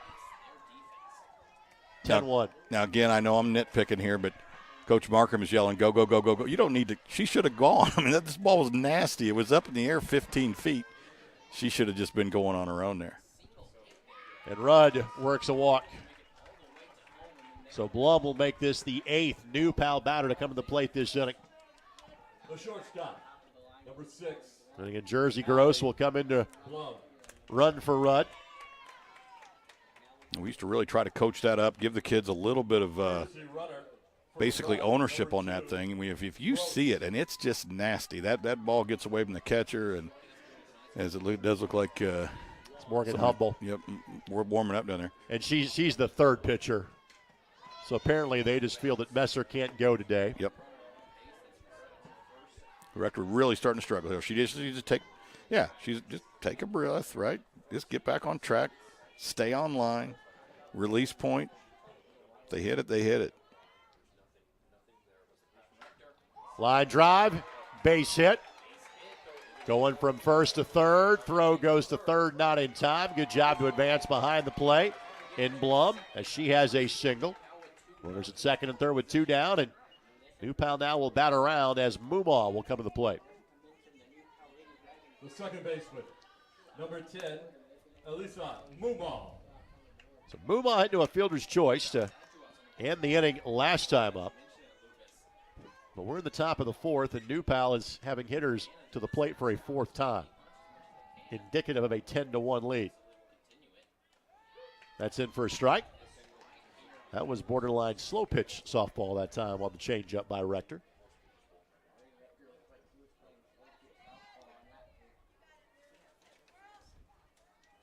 Move on 1 for 3 today. Fastball in for a strike. And Rector 1 pitch away from getting out of the jam. Again, Rector earlier was throwing strikes, and she got in that little stretch there where she really struggled to control the ball. A lot of wild pitches. Just relax. Those strikes, if they hit it, they hit it. Ground ball. Shelton charges. Fires over to first. Inning is over. And unfortunately for Mumaw, she has now hit into a couple of ground balls and stranded 5 runners the last couple of innings. But that's the bad news for New Pal. The good news is they are sporting a 9-run lead as they plate 4 in the top of the 4th. Yet again, a great way to celebrate this result if you're New Pal fans is to stop by our friends at Smoke and Barrel Barbecue. Located at Camp Sertoma, corner of German Church Road, as well as Brookville Road. Smokin'-barrel-bbq.com. We mean it's the best barbecue in town. That'd be in New Pal, Indianapolis, or any size town in between. It is that good. Check them out online, smokin'-barrel-bbq.com. So Rector's spot in the lineup would be due up first. It was Finley's spot in the lineup earlier. And she's got a bat, so she's going to bat for herself. Quick look at our final regular season broadcast on 9 Star and ISC. Shenandoah Raiders. They have a chance to do a little damage in 2A this year with the pitching they have. Against Daleville, who has won a pair of 1A championships in recent years. Big conference game between those two Mid-Eastern Conference schools. John Herrick, Jim Leisure have that one for you Tuesday at 5 here on 9 Star and ISC. Well, we'll see if the Arabians can at least battle back a little bit, maybe get 1 or 2 here, and try to get off the edge of this 10-run rule.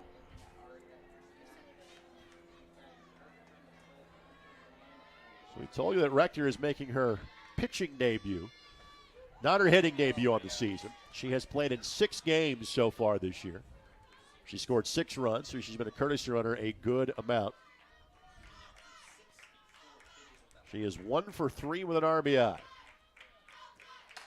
High hopper, ground ball, shortstop kind of backed up to get it, and because of that, won't make the play. That's an infield single. We talked about that earlier. They're just letting that second hop hit the ground. Now, she didn't really have any choice from where she was positioned, but when the ball hits the second time right here, if you got a good runner, you're not going to get them. So Richardson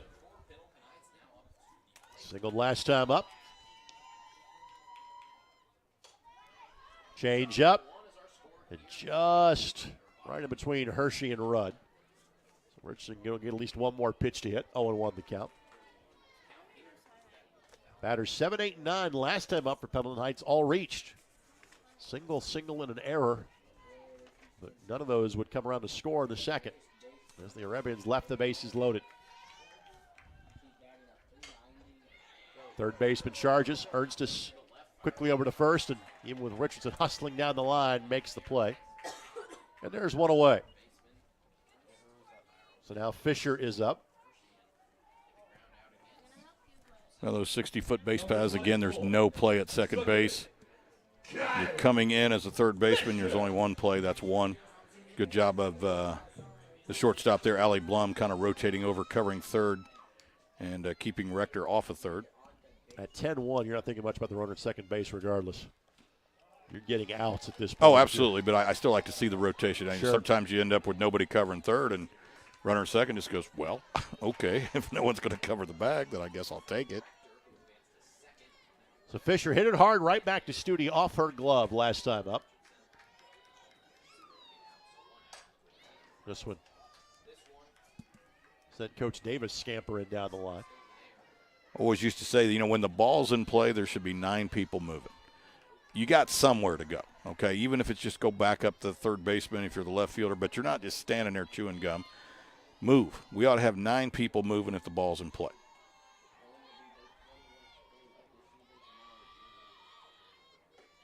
This one sails out of the zone, 2-1 the count. This marks the second trip through the lineup here for the Arabians. Melissa Moomal there at second, breaking in toward the bag to keep Rector close. Otherwise, they could throw behind her. You don't want to throw behind runners most of the time. Ernstus again will look at the runner at second and throw down, and got back in time and again. Time and score. Yeah, I would agree. Just throw it around, get the out. You got to know, hey, you're playing with a 9-run lead. You can take a quick glance and you throw over to first base and get the out. When in doubt, get an out. So Fisher, the fielder's choice. And Hubble, who was 0 for 2. A little flare to Ernstus, and Blum made a play from short. This one gets through. Second baseman will step on the bag for one. No play with Hubble flying down the line. That's a heck of a play by Moomaw. To get over to second and make the out, and there's 2 down. Yeah, well, 60-foot base paths, double plays are a little more difficult to turn. The right fielder. And very wisely does not throw it around there. Lily. First time we have seen Hubble kind of turn on one today. So here's Koffel. Makes contact, Ernstus. Again, with 2 down, no such problem. Fires over to Hershey, and the inning is over. And part of the story of this for Pendleton Heights is they have now left 7 runners on the base paths in the last 3 innings. New Pal 10 and Pendleton Heights 1. Top of the 5th when we come back on 9 Star and ISC. The innocence of youth. Is there anything any better? But soon they'll be in high school and facing all the same challenges you faced. How to make friends, how to fit in, how to be cool. We want our children to have everything they'll need to live fulfilling and productive lives. Make sure the kids in your family are among the more than 160,000 participants here in Indiana who take part in high school sports.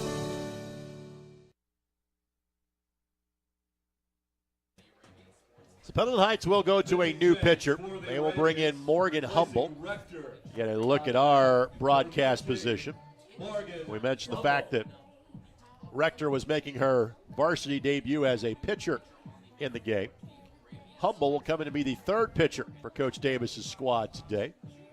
Humble making her 6th appearance. She has thrown 5 innings in total on the season as Morgan the junior. She's got a 1-0 record. Her ERA is a little north of 8. She has walked 1. She has struck out 6 in opposing batters, hitting .375 on Morgan Humble so far this year. So Rector goes an inning and 2/3. Had some success. Yep. I mean, obviously, again, she went through that little period there where she struggled with her control, threw a bunch of balls in the dirt, and they got away from the catcher, Clark. But then she was able to kind of take a deep breath and regain her composure and get out of the mess. The third baseman, number 11. So Ernstus, the cleanup hitter, will lead things off. And New Pal 3 in the first, 2 in the second, 1 in the third, 4 in the fourth. And trying to get this to run rule territory means they need to score at least 1 and hold the Arabians without a run in the bottom half of the 5th to end this one earlier than expected.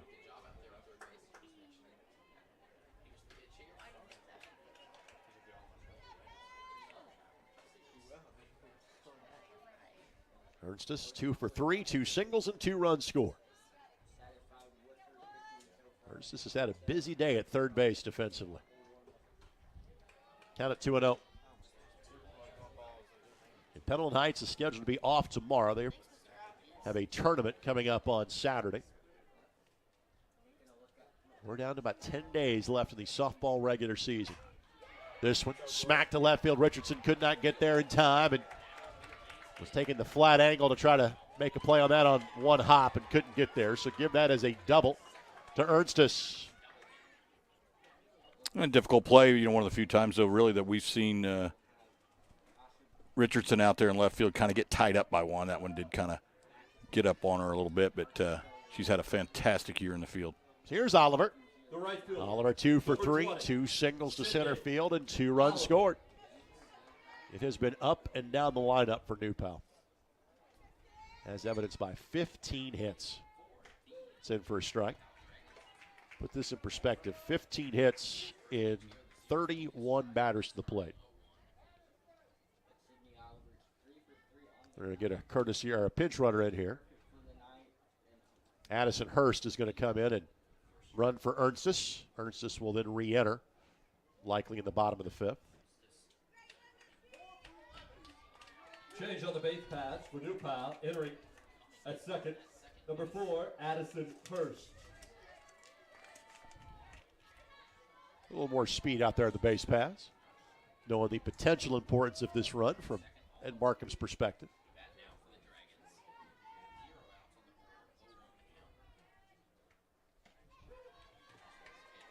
Good looking pitch there by Humble. Counted 0-2. Oliver does have a pop-up to Bo Shelton to end the second in today's game.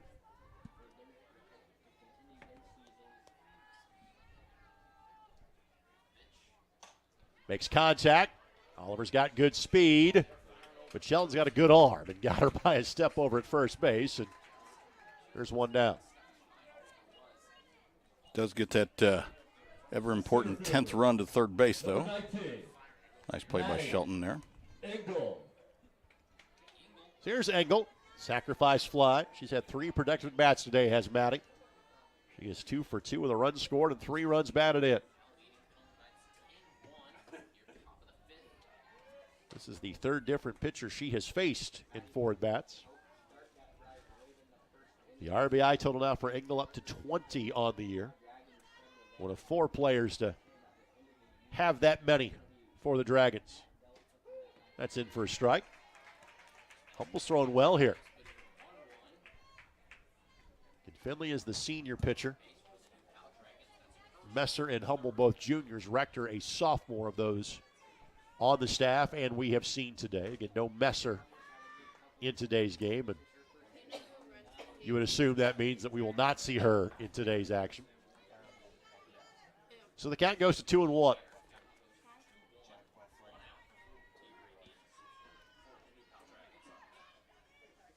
Lewis turns on this one, foul. Or Engel, excuse me, turns on that one, foul. And Engel, just a sophomore.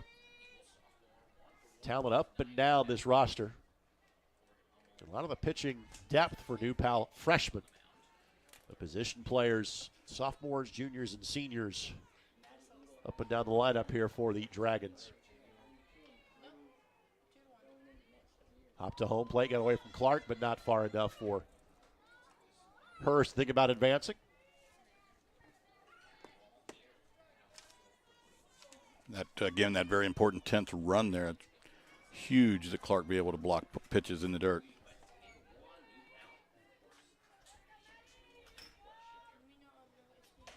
Again, foul ball. By the way, there is some activity in the bullpen for New Pal. Sadie Eubanks is starting to loosen in case she is needed for New Pal. Not that Studi has really been all that bothered in today's game.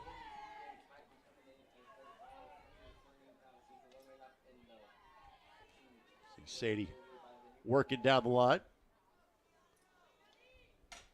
Ground ball, another foul ball. Lengthy at bat being worked here by Engel.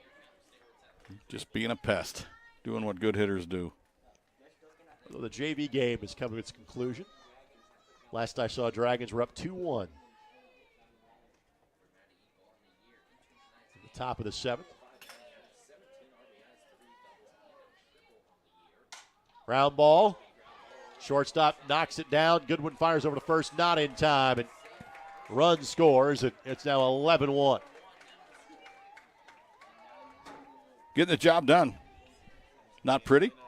Wasn't hit particularly hard. It was just hitting a good spot. Kind of right between the third baseman and shortstop. And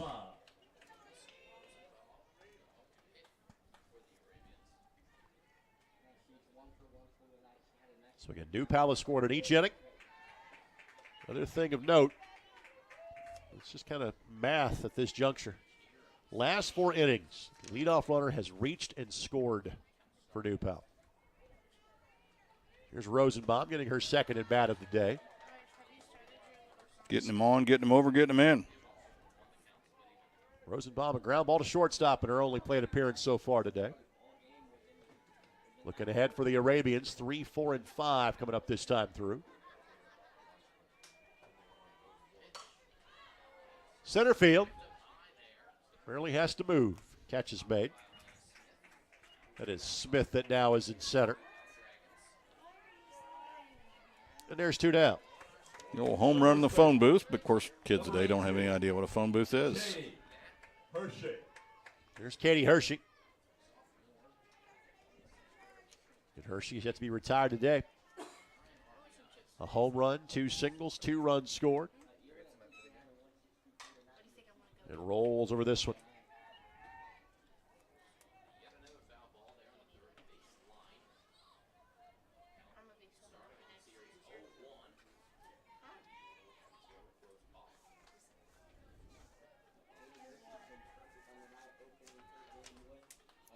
You were referring to Sadie Eubanks, who was the young lady that got the start against the Roncalli Royals the other night. Yep.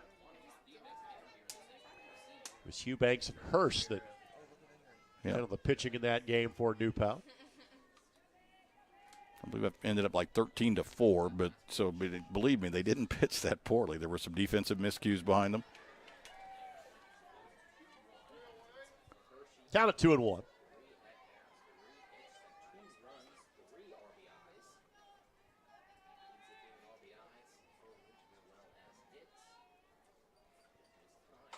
Turns on this one, but this one will turn foul, and it's 2-2. You know, Greg, you played this game, obviously, so you know there's just times when you get on a little bit of a streak where you're just seeing it well and you're swinging the bat well and you're making good contact. Katie Hershey, whatever she's done in the last couple days, she needs to keep doing it. New Pal trying to win their 5th consecutive game. This one to right field. Right fielder should make a play on it. She does, and Hershey retired for the first time today. But now Pendleton Heights needs to score 1 to keep this game going, as it's 11-1 here in the middle of the 5th inning. 11-1 as we move to the home half of the 5th. Last week, New Pal lost back-to-back games for a second time this year. As the day after we saw them against Roncalli, they lost their first league game of the season in Greenfield by a score of 9-7. But since that time, beat Franklin 5-2, swept a pair against Jennings County that we saw here against Pendleton Heights, and then beat Fishers yesterday 3-0. It'll be Shelton, Goodwin, and Clark. Well, if you're Pendleton Heights and you're going to do it, this is a good time to do it here. You got 3, 4, 5. You got some pretty good hitters coming up, so got to get one. Studi is back on, trying to close this one down for New Pal. And Shelton at the plate homered in her first appearance of the game. Goodwin has walked, and Clark has singled of the players due up this time through at 3, 4, and 5 for Pendleton Heights.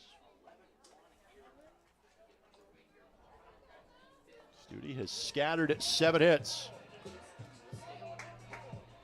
The shortstop, number 9. 7 runners left on the base paths by the Arabians.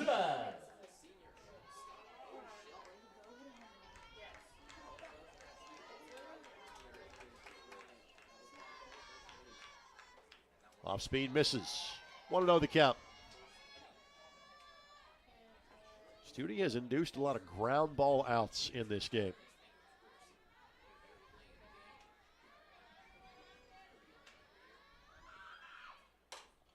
This one lifted. It'll reach the seats foul. 1-1 the count. That was over by the 9-star Van. Some fan makes a really nice play there. Catches it in the air.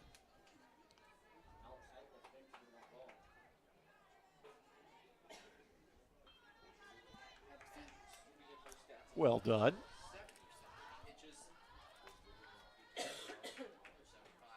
Just a little high. 2-1 the count. Studi does have 1 walk. That was to Goodwin back in the 3rd. I'm sure Bo Shelton's not thinking about walking. She wants a pitch so she can drive. Does it right there. Center fielder over her head. That's off the base of the wall. And that is a leadoff double for Shelton. So she has both extra base hits today for the Arabians. And she represents the stay in the game run for Pendleton Heights. Well, just does a really good job of driving this ball just off the base of the center field wall. No chance by the center fielder there. And again, Bo Shelton doesn't want to go home quite yet. So here's Goodwin. Lengthy at bat to turn into a walk last time up. That one hits the outside corner from Studi against the lefty. 0-1 the count. Goodwin a pop up to second in her first plate appearance.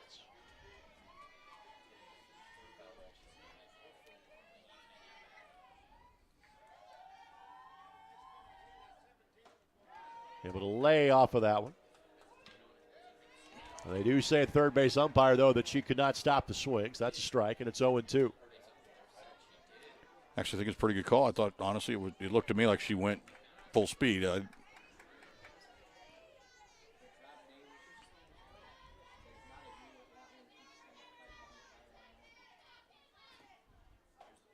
Just off the corner. Good pitch at 0-2. Yeah, Rudd Tried to frame it up for the umpire there, held it there for a long time, but it was outside. But a good job. Good job as a catcher. You don't want too much movement with that glove. John Herrick and I had a game the other night where the catcher kept trying to frame him, but he was moving the glove way too much. Swing and a miss. Just challenge with a fastball. Got a piece, but back to the mitt, and there's one down. The studio reared back and found something a little extra on that one. Just her second strikeout of the game. Here's Clark. Base hit last time up.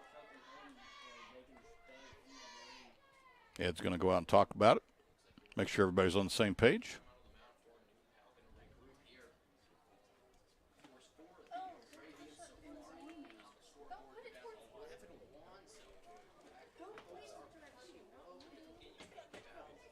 Sure, he's again just making sure everybody is on the same page.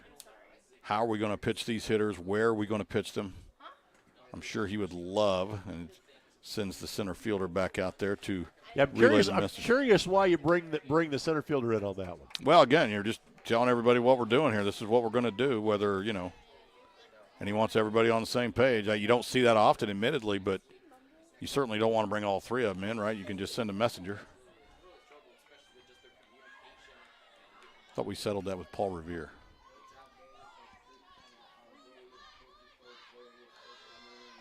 Off speed in for a strike. I'm sure Coach Markham would love to keep it right here at 11-1 and get out of here, save the pitching, all of it.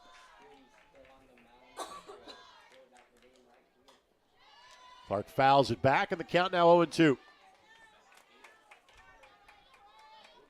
Smith, her spot was due up next, but Kelsey Day is in the on-deck circle as a potential pinch hitter. Line drive, second baseman knocks it down on one hop. Heck of a play by Mubaugh. And Day has to produce or this game is over. Really, really nice play, man. That is a difficult play. 60-foot bases, again, it doesn't take long if you got a good fast runner. Backhand, one hop, sets feet, throws strike. Out by a mile. Nice job. So Day, a junior, she is 8 for 19 on the season. That translates that 421 mark. She does have a home run and also has 7 runs batted in. So not an easy task here for Courtney Studi. You still got to compete here. And again, Rudd behind the plate needs to make sure she blocks everything in the dirt. Smith was 0 for 2. Humble spot in the lineup now, due up next.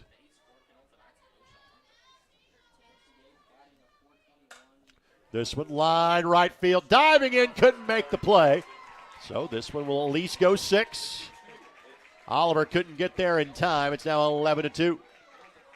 Wasn't for lack of trying. Great effort there by the right fielder, Sydney Oliver. Just could not come up with the play, but credit Kelsey Day with coming up in a big spot here. Great camera work. You're going to see just couldn't get there.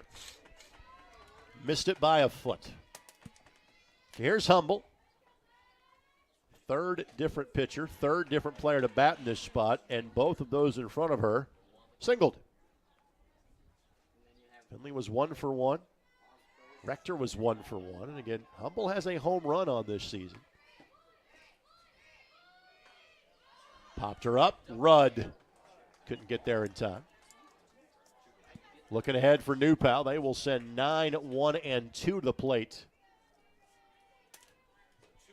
in the top of the 6th. So 1 in the first and 1 in the 5th here for the Arabians.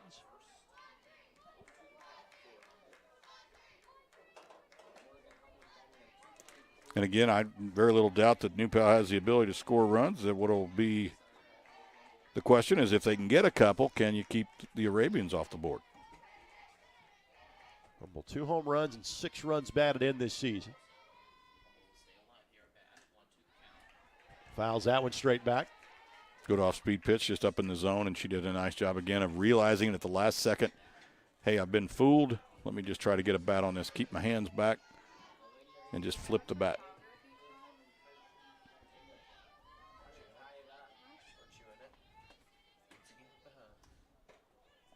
2-2.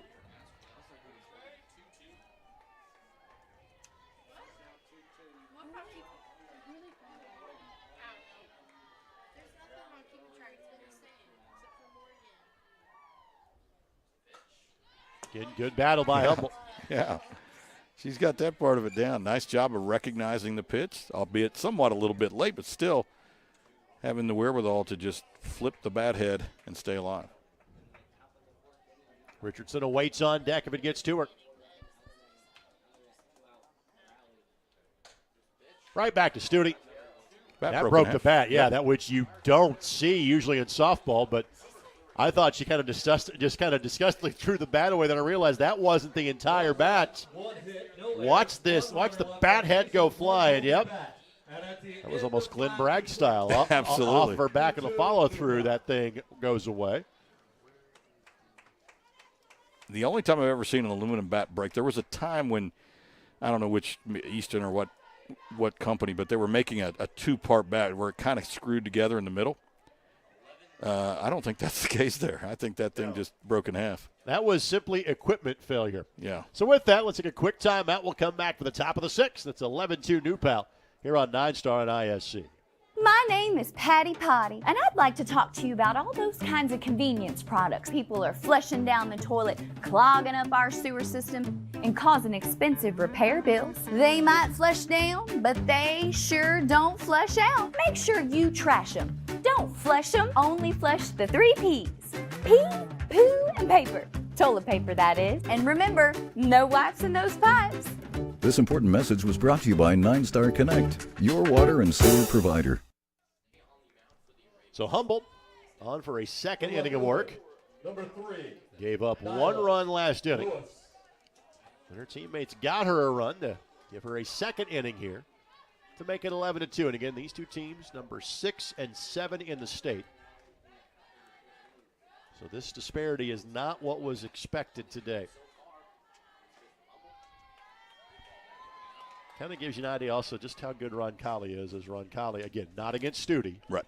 But Roncalli 9 runs better than New Pal on Wednesday. You know, so many of these top 10 teams are located here in Central Indiana and play each other on a regular basis. The team to look out for in the more southern reaches of the bracket, Columbus North. Count it 1-1. And Pendleton Heights has seen Center Grove twice, having split with them.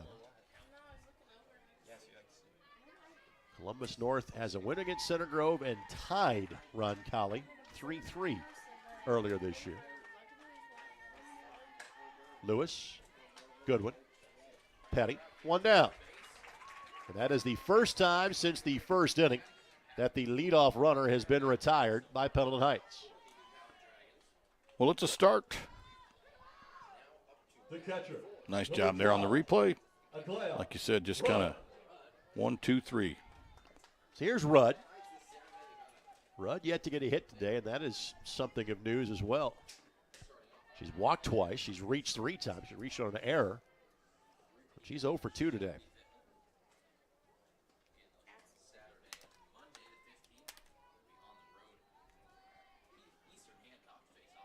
Two and 0. And if Pendleton Heights pitchers are pitching around Rudd, I don't blame them. Well, Humble has bounced quite a few of them in there, obviously going with the change-up, the off-speed stuff, trying to get people to hit bad pitches, which that right there is probably an example of someone hitting a bad pitch. Rolls over top of that one. First pitch swinging to begin the game, lifted a fly ball to center field. She had a ground ball that Shelton booted earlier in the contest as well. 3-1. Let's see how much Humble feels like challenging the batter hitting over 600 on the season here. Not sure I would challenge her much. I might throw a strike, but it'd be on the outside corner. Didn't bother. So that is the 3rd walk that she has worked in the game. And I'll quickly go through my notes. Number 6. Yeah, 4 walks in total by Pendleton Heights pitching, and 3 of them have gone to Rudd. Number 2, Jersey Gross. So Gross will come in to run for run. Blum, who has a solo home run and a single as well. She's 2 for 4.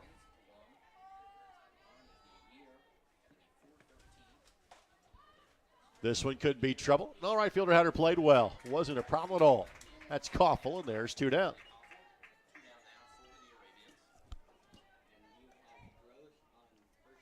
So Mumon now comes to the plate. The second baseman, number 10. Pendleton Heights is an out away from putting a 0 on the board for the Dragons for the first time today, and also guaranteeing themselves that they've got 6 outs to work with. Hop to home plate. Lights just kicked on here at Legends Field.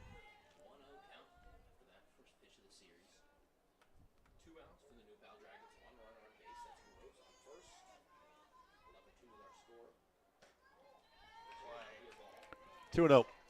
As is normally the case here, a lot of activity here at Pendleton Heights High School. We had a JV softball game going on earlier. We got a baseball game going on to our left. And still here in the 6th inning of this softball game. That's in for a strike. 2-1 the count.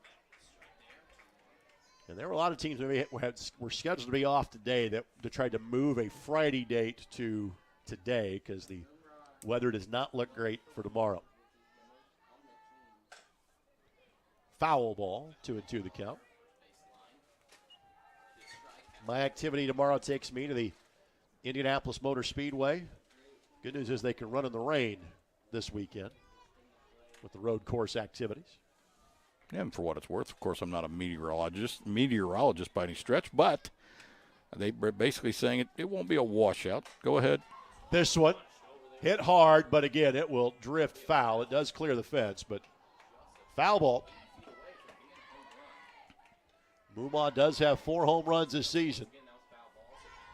She's 1 for 4 today.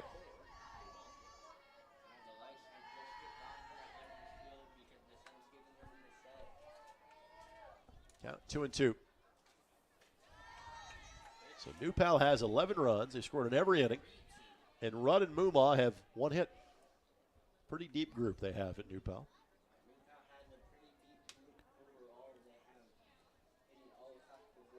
Humble one another ball there, and the home plate umpire not only obliged, but also threw the offended ball out. Must have a slight cut in it or maybe a bubble. There was a broken bat last inning, so that might have been the one that affected it.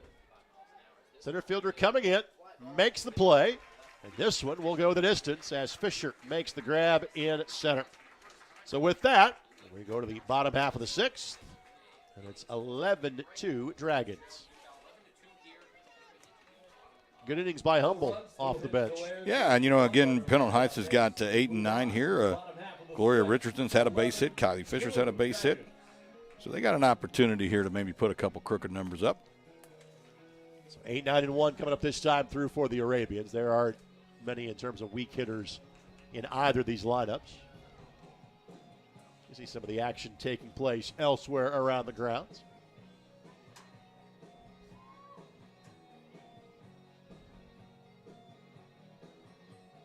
Cathedral, I would imagine that's probably a JV game, be my guess. Yeah, honestly, I pulled up about the same time their bus did, and just the size of the players, they did look awfully young, probably freshmen, sophomores. Cathedral won the Indianapolis City Championship in baseball on Tuesday, which they do most years. Yeah, played at Victory Field, again, as was the Marion County tournament, so it's always nice that the Indianapolis Indians and the Schumacher family allow that to the kids to play on that fantastic facility. County tournament was won by Perry Meridian this year. Yep. Here's Richardson in for a strike. Gloria a single back in the 2nd, a ground ball to 3rd, back in the 4th. I remember back in the day when the Falcons were pretty good in baseball. I had a head coach, the last name was Wampler. I can't think of his first name, but he always had him dialed in. And this one lifted foul off the top of the New Pal dugout. Counted 0-2. Wilbur Buff has had the better of the county the last few years. A little down this year. They graduated numerous Division I players, including Andrew Dukanich, who ended up going to Vanderbilt instead of going early in the MLB draft. Well, the other team in that county final, too, was the Speedway Spark Plugs. For Correct. the first time in a long time. I read it in an article by Ned and Rip, but I can't remember. It was a long time. Long time since they were in a Marion County baseball final. Change up that is sent foul. Well, doing the quick math top of my head of the 16 schools that comprise the county, I think Speedway's enrollment would put them 13th. Yeah. In other words, yeah. Park Tudor, whom they beat in the semis, Lutheran would be smaller than them. Ground ball, third baseman, has it, steps and fires, pretty by Ernstus. One down. Wow. I mean, just everything about that. Just to be able to get to that ball, but then the way she threw it across her body on the run. Watch this here on the replay. Folks, this is about as good as it gets defensively. Great job. And then the throw. The throw, and it's on the mark, too. I mean, wow. Here's Fisher. Fisher reached on an error and hit into a fielder's choice. 1-0 the count. Top of the lineup, and Hubble rolls back through next time up.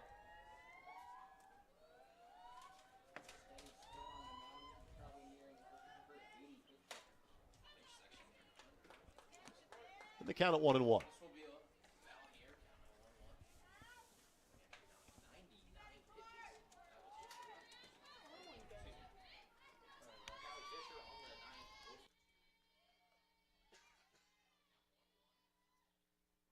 Swing and a miss. Good job to pull the string by Studi. And the count now 1-2.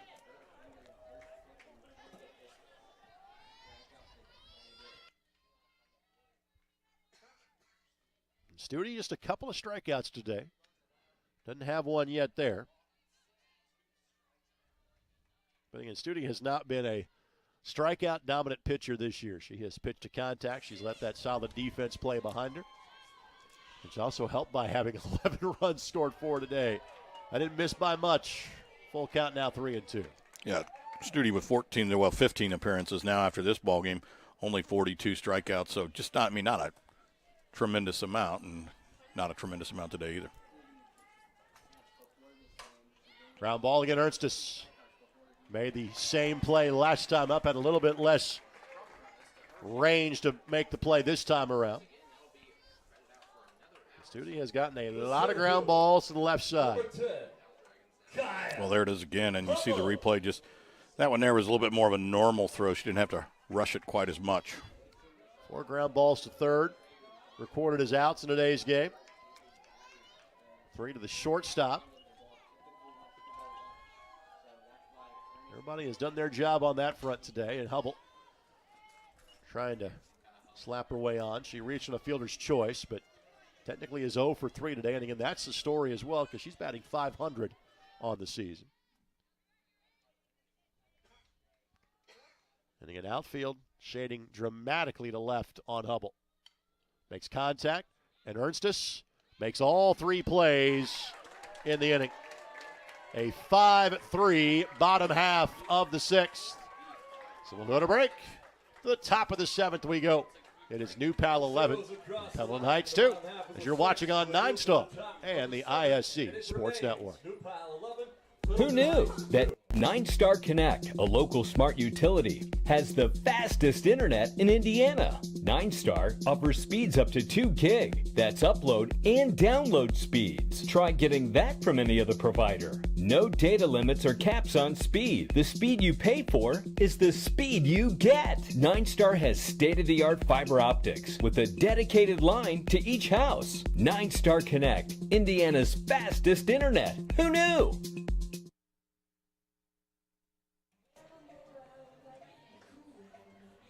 You want to have me kind of not read completely, but allude to a text I just got during the break? Absolutely. Okay.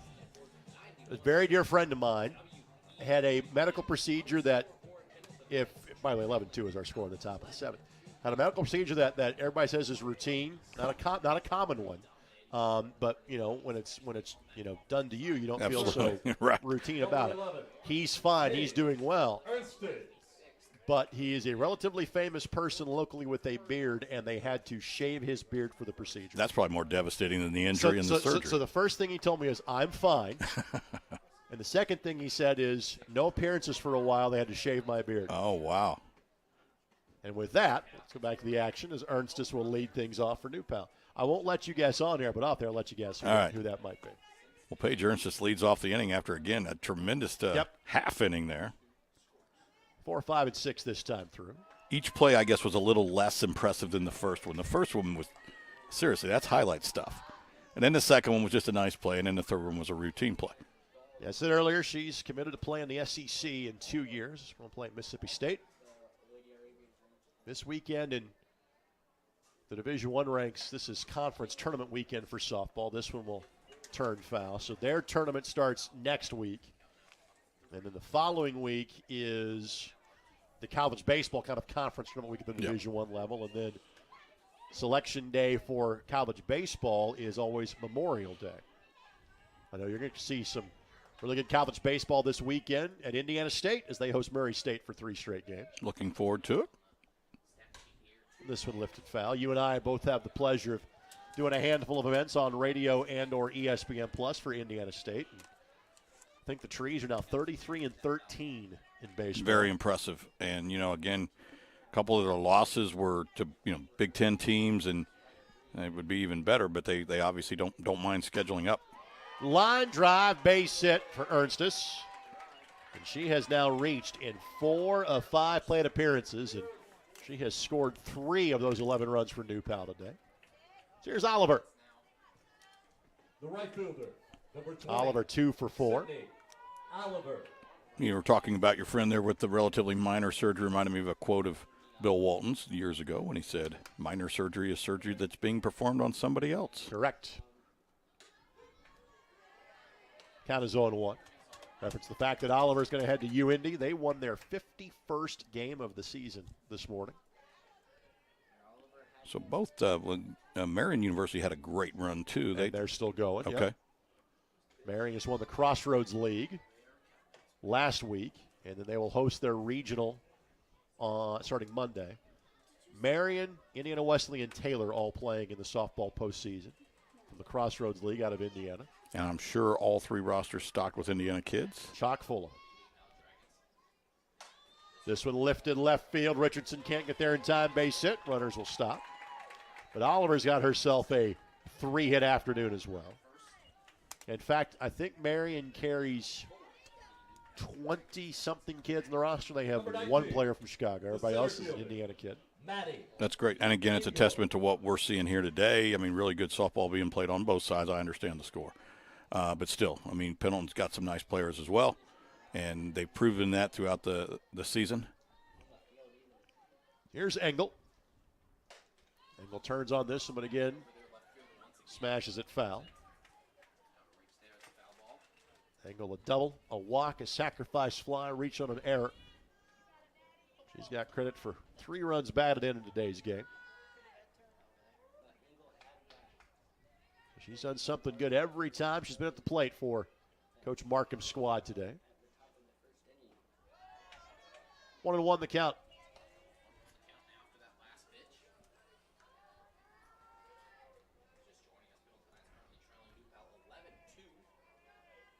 Another pinch hitter is going to be lining up here shortly for New Pal. Rosenbaum's spot in the lineup. Looks like Ella Holman's going to get a turn at bat next time up.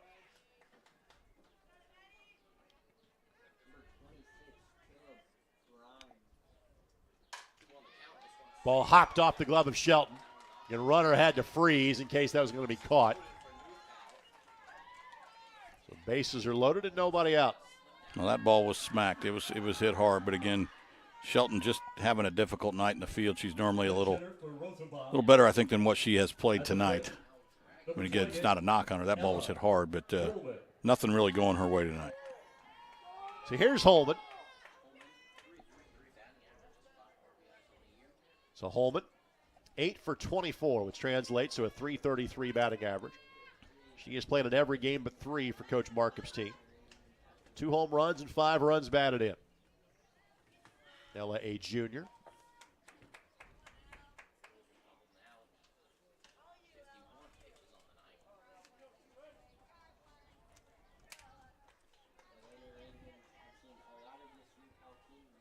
So third different batter to come to the plate in this spot, the 7th spot for New Pal. Spinner. They throw to first. Got it. Double play. Absolutely turned it. So 1, 2, 3. And there's 2 down. Not easy to do. Again, I say it all the time. I mean, these are 60-foot base paths. Really good job. That is, I believe, the 15th double play or 16th double play on the season for Pendleton. Here's Hershey. Swing that sends it back to the screen. Looking ahead for the Arabians, 2, 3, and 4 coming up in the bottom half of the inning. And they will need them to come up again to have themselves a chance to stay in this one. Hershey 3 for 4 today. Home run, 2 runs scored. Got the outside corner for a strike, 0-2. Hershey just a sophomore. Home runner, her 5th of the season.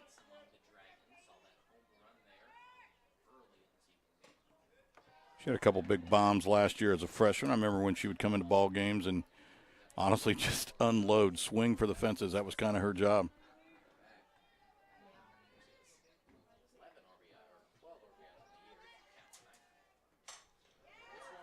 Second baseman makes the play, flips over to first, and the inning is over. And credit Humble, she allows 1 run in 3 innings of relief work for the Arabians. So we go to the bottom half of the 7th. Again, the score remains 11-2 in favor of New Pal. Pendleton Heights going to have 2, 3, and 4. Lily Koffel, Bo Shelton, and Caitlin Goodwin. I mentioned earlier that Bo was struggling a little bit, obviously, in the field, but at the plate, she has a home run and a double, so she's making up for it on that end. New Pal scheduled to play Munster and Crown Point. We've seen those teams come to New Pal and play and done those games, frankly, in previous years. That's coming up on Saturday. Zionsville, Connorsville, and Delta next week for the Dragons. So Koffel's spot was due up next, but Addie Nichols will come in and pinch it here as Studi looks for the complete game victory to run her record to 10-0 on the season. So Sadie Eubanks, who was getting loose a little bit down there for the Dragons. Could still technically see her, but was probably just down there getting some bullpen work. So Nichols, 8 of 15 on the year. Has 1 home run and 6 runs batted in. Koffel was 0 for 3 today. And that's part of the story of this game for New Pal is that the Rabbits, as we would call them, Hubble and Koffel, never got on a base pass today. Hubble didn't reach on a fielder's choice, but combined those 2 players that hit 500 and 460 respectively by simply putting the ball on the left side and beating the throw to first base. They went a combined 0 for 7 today. And I'm sure if you talk to Coach Davis, he'll say, you know what, we can't win when they don't get on. And I don't think that's what those ladies did wrong. It's no, not at all. It's just if you get us out, we're in trouble. You know, those kids get on, they get in, and if you can stop that, then you're probably going to beat us. Did she go? They'll ask. No. Held up 1-2. Both runs today by the Arabians scored by Bo Shelton, who is due up next. I think that's the right call. I do too. Held up. Yep. I don't think the barrel of the bat or the bat head crossed the front hip or the plate. Some of the New Pal fans that are rushing home to eat their smoking barrel barbecue. Absolutely. We're hoping that was going to be strike 3. Yeah. Well, it's never over till it's over, as Yogi Berra said years ago, and I'm sure there's still just a little bit of anxiety on that New Pal fan side. Smack to center field, but Engel backing up and makes the play, and there's a hard hit first out. Yeah, Engel really, I think, had that dialed in from the time it was hit. That is the first fly ball out to the outfield in this game. Everything else has been on the ground. for Pendleton Heights. Yep. Like I said, that ball was hit well, but again, Maddie Engel perfectly positioned and really, honestly, not much of a doubt. Shelton, line drive, and she has been smacking the ball today. 3 for 4.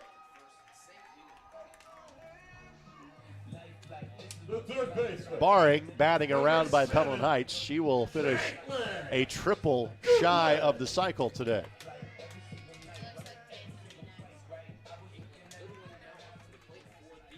Here's Goodwin. Goodwin 0 for 2 with a walk.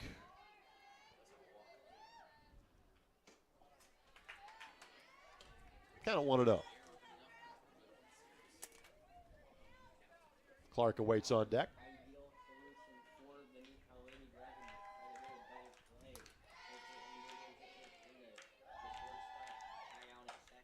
First baseman's got it. Hershey will throw to second. Made that a closer play. It had to have a tag applied because she took the sure thing out. And the Arabians down to a final out. That's one where once the first baseman steps on the bag, everybody in the building should be on tag, tag, tag, tag, tag. Wouldn't have mattered. The throw kind of got away from the shortstop there, but got to communicate. So here's Clark, who's 1 for 3. That was the first time that Hershey's had a ball hit her way today. Little low, little outside.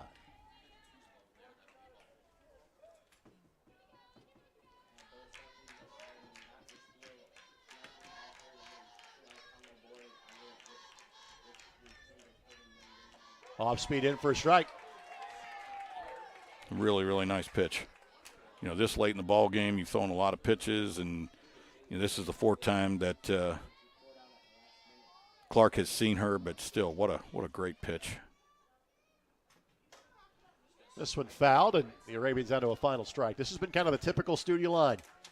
Couple of runs, several hits, a walk, a couple of strikeouts, and a win. A big W. Yeah. New Pal trying to run their record to 16-4. Trying to run her record to 10-0.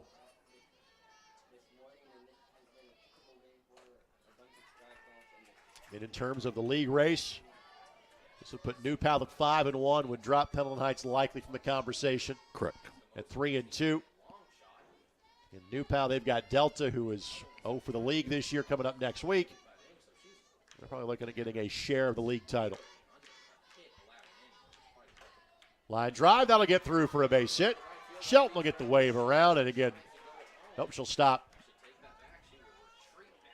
The throw went to first because they thought for a second they could have had a play at Clark. So Shelton stops at third. Clark gets her second base hit of the game. And it's 11-2. So courtesy runner coming in Burns. And then Day is hitting in this spot again.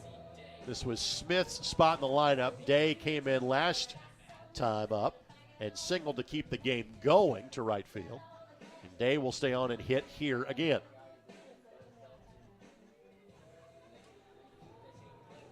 So she scored Shelton. Say that 3 times fast. Back in the 5th. And for Day, the RBI that she had was her 8th. Clark returns to first. And getting batter's box for Pendleton Heights, number 19, Chelsea. So Day, the junior, again, is trying to keep the game going. And we've had a couple balls that were, tossed out for various reasons, and so now we're just trying to find an extra ball so we can move it along here. Coach Markham says, we got one right here. Can we go? Can we play?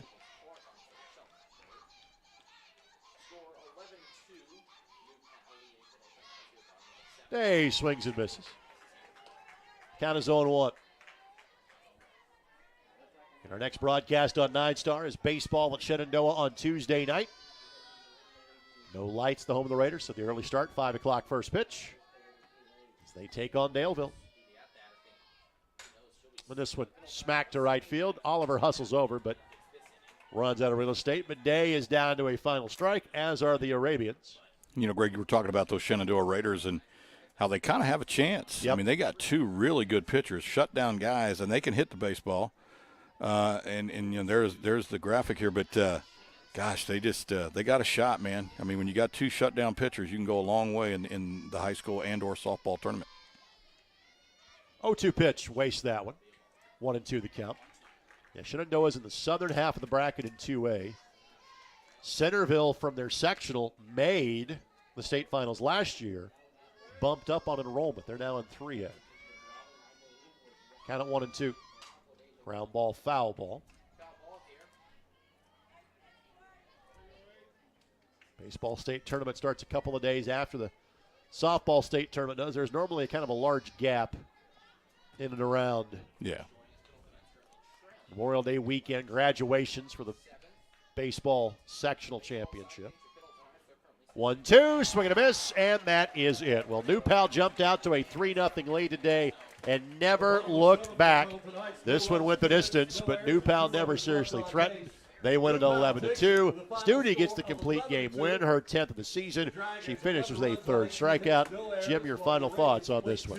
Well, it wasn't quite the way I would have expected it to go. I really thought this was going to be a high-scoring, close game. If you're New Palestine, congratulations. You still got to go take care of your business, beat Delta to get, like you said, at least a share of the conference title. If you're Pendleton, obviously that's probably not going to happen. You need a lot of help in order for that to do it. But, hey, you know what? This is a good ball club. Don't give up on the Pendleton Heights Arabians. New Pal now goes to 16-4 and 5-1 in league play. The Arabians fall to 16-5 and 3-2 in league action. For Jim Leisure and our entire 9-Star crew, this is Greg Rakestraw. Good night from Pendleton, where the Dragons come in and win big. 11-2 our final on 9-Star and ISC.